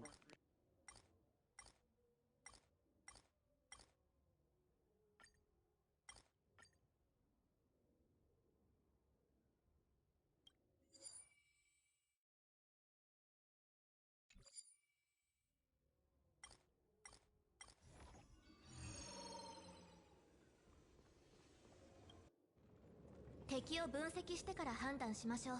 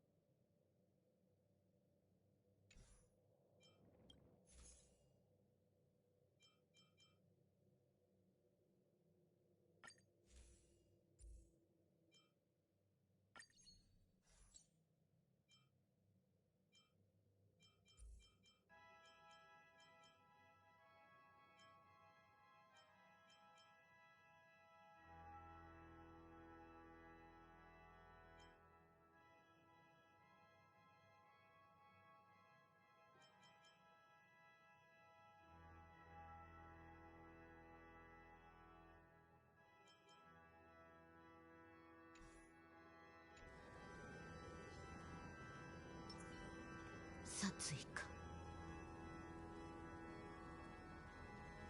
上月変身。はっ。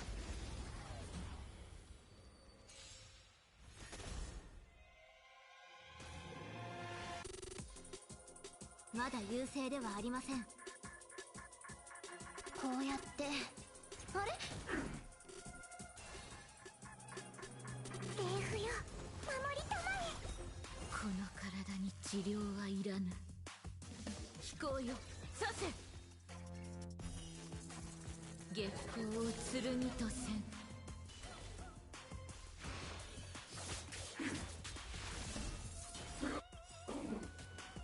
この月下で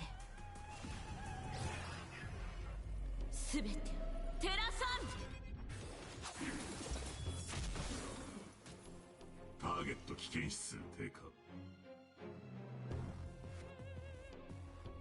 排除する。クラーラもみんなを守りたい。助けてスバローグ。敵ターゲットを確認。まだ立ち上がりますか。戦わなくちゃダメ。そうだ。いや助けて。死での準備をしろ。敵データ収集完了。捕獲マーク起動。ここからは愉快な反撃の時間です。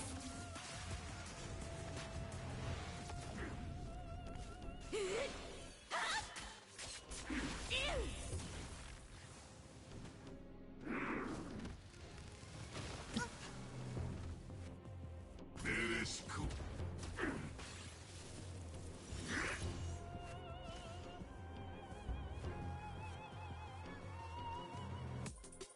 殲滅開始。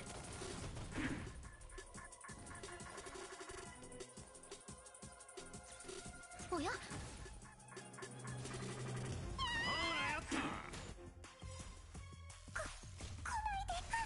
うろちょろと目障りなんだよ。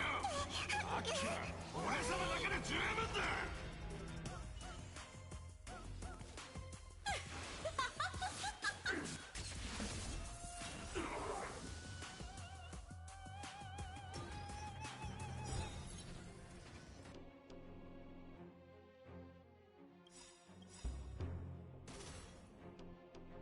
敵データ収集完了。捕獲マーク起動。ここからは愉快な反撃の時間です。この月下で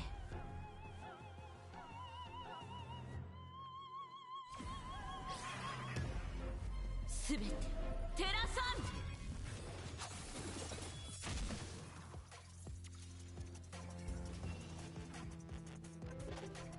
ん。こうやってあれ、ク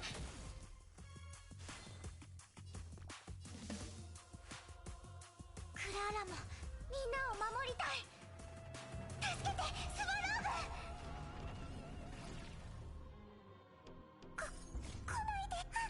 うろちょろと目障りなんだよ。アキラ、俺様だけで十分だ。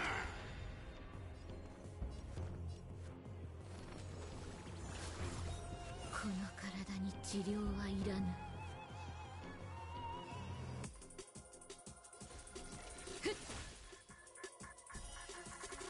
月光を剣とせん。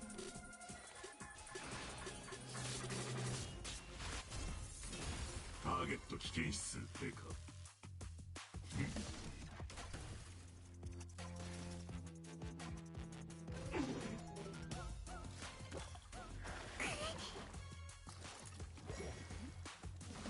兵器が大丈夫。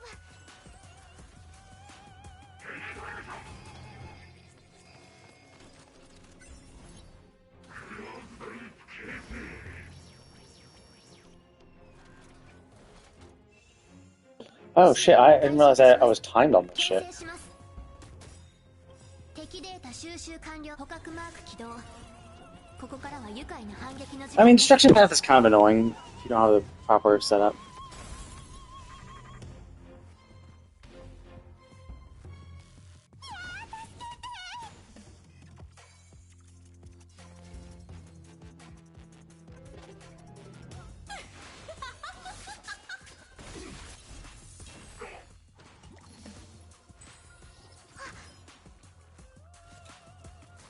兵器が大丈夫。支障ない。ベレシコ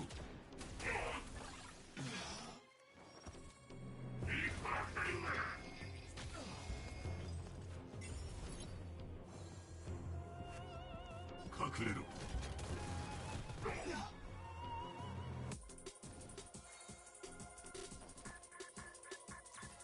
おや、ま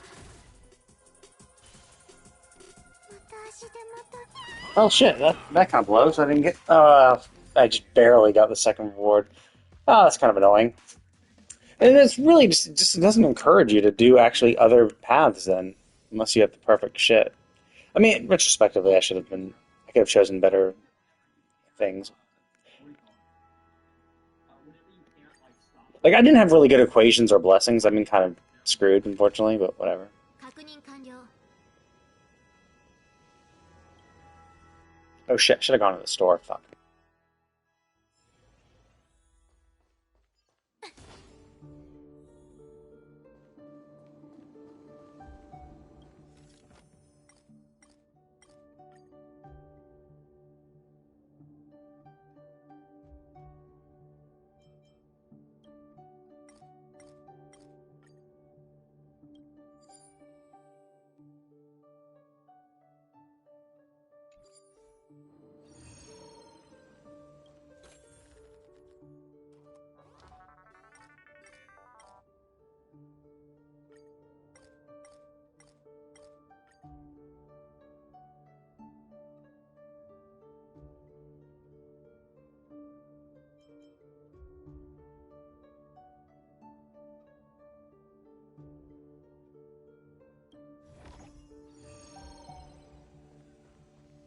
Darn, lost my 50-50.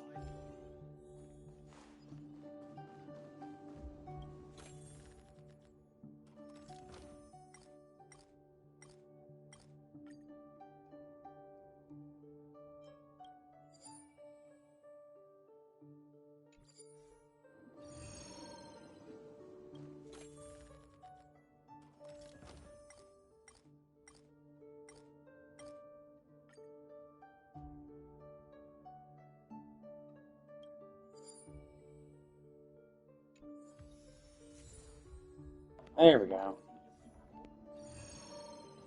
静かに。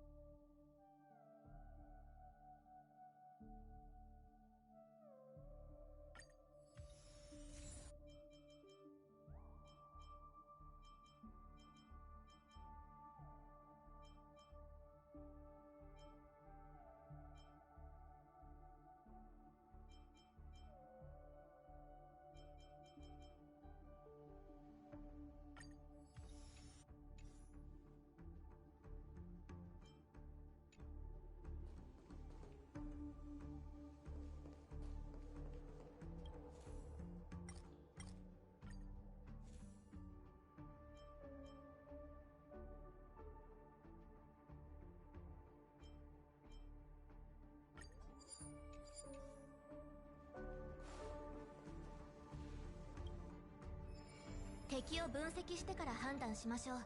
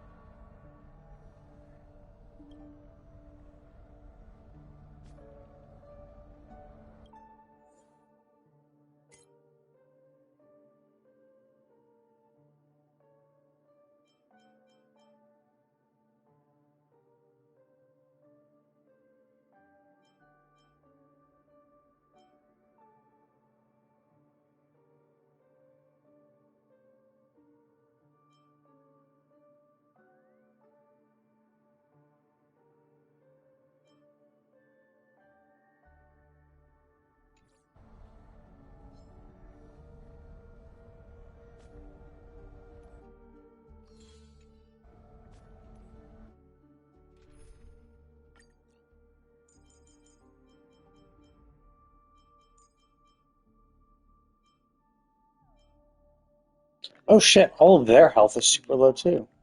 Crap.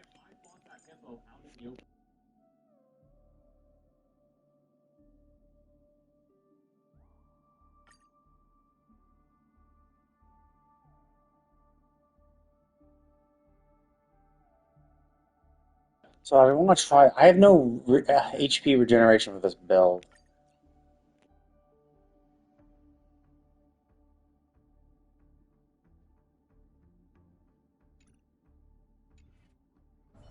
That's great. Let's just give it a shot. 運をわきまえることを学ぶべきだ。運試しと行こう。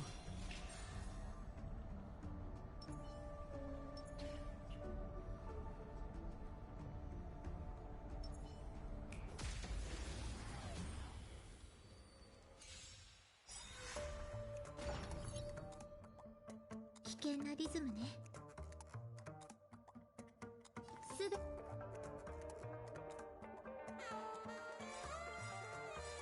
ての音が共鳴する。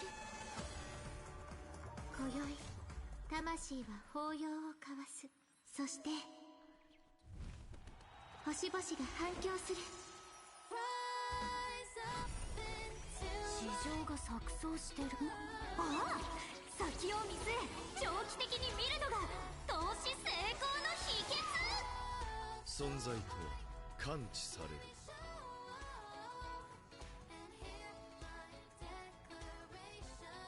知識こそは万物の尺度。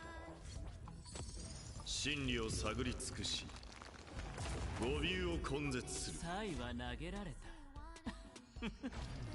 全てを失うか、はたまた全てを手に入れるか。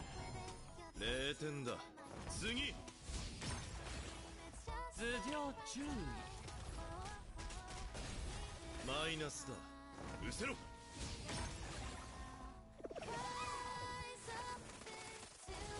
もう限界か。思考を止めてはいけない。 Oh, I see. It's shared HP. 0点だ。次。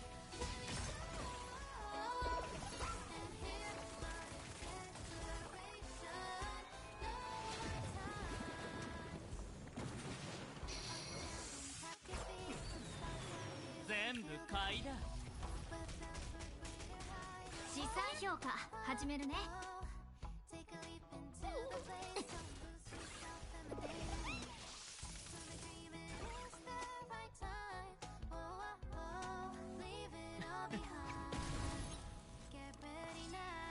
動じないで。もう限界か。これに応えてみろ。マイナスだ。失せろ。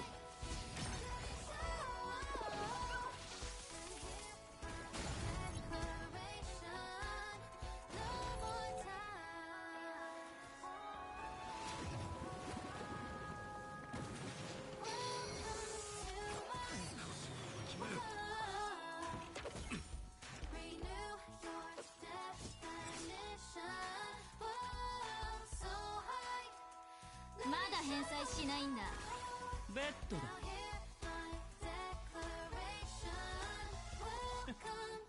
好きに使ってくれ。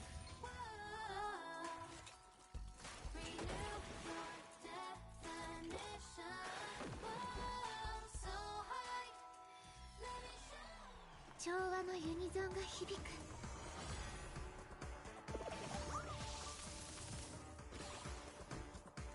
思考を止めてはいけない。0点だ。次。頭上注意。存在とは感知される。知識こそは万物の尺度。真理を探り尽くし語尾を根絶する。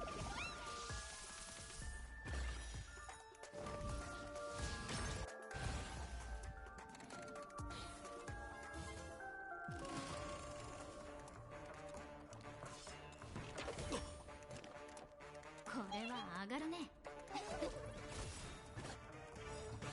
0点だ。次。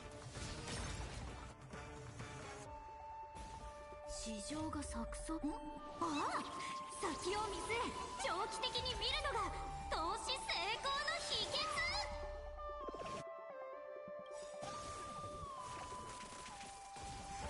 いそして星々が反響する。ワンゲーム遊んで。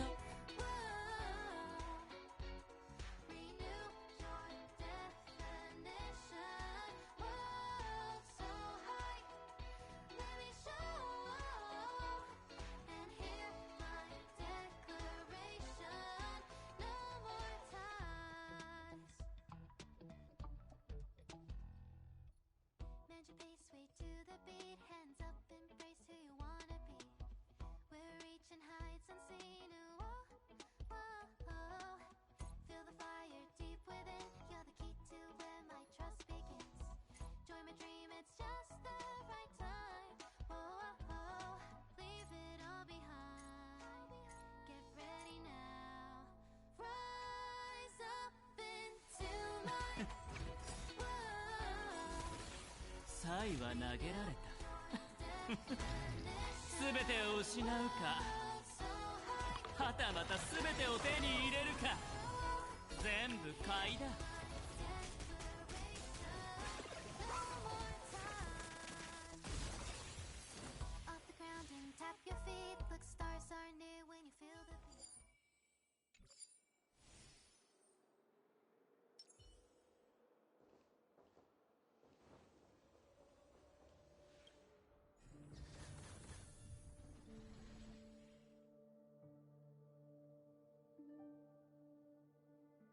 I could save this, but this is an absolutely dog shit run. Oh wait, oh I do have that? Oh, I thought I got rid of it. Oh, okay, so it was a selection then. Oh, okay. I thought, oh, okay. Fuck, I didn't realize I had it. I still had it. Oh, fuck, and I should have gone to that store because I would have gotten 100.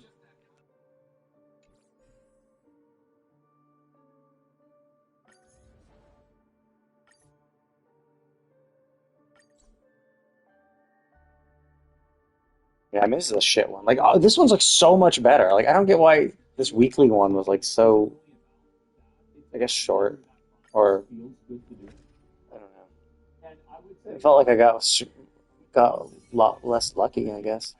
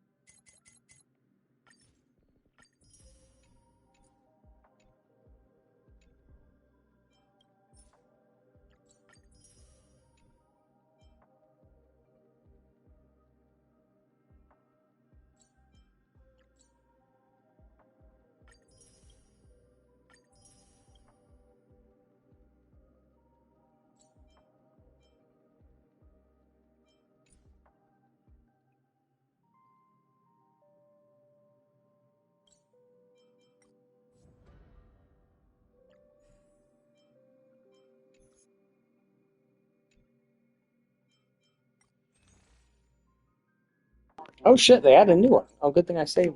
What is this? Oh, Air Edition. Interesting.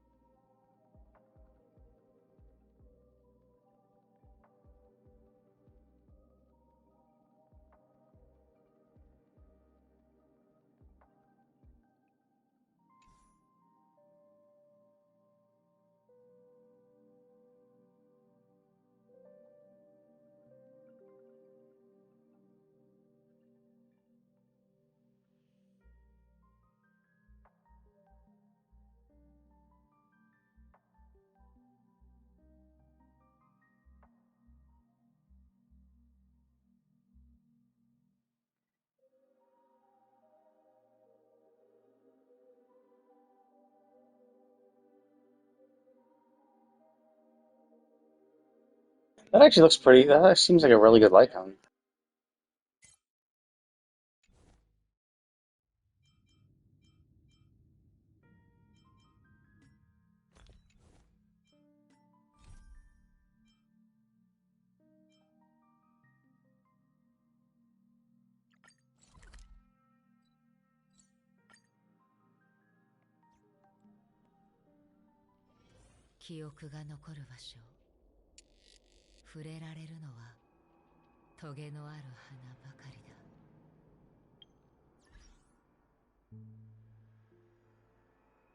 Okay, I think I'm actually. There's one other thing I could unlock that I'm missing according to this. I don't know if it's a weekly thing. This thing, I think it's probably pure fiction.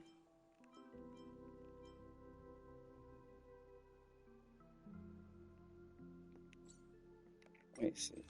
Oh yeah, yeah. So it gives you these. Okay, so that's probably pure fiction then. Okay. Then I don't have to worry about it. I probably have a longer period of time to wait. So I'm gonna go ahead and call it a day. I put in a lot of stuff. Tried out the new thing. It's actually pretty fun. It's really interesting. An interesting take on it.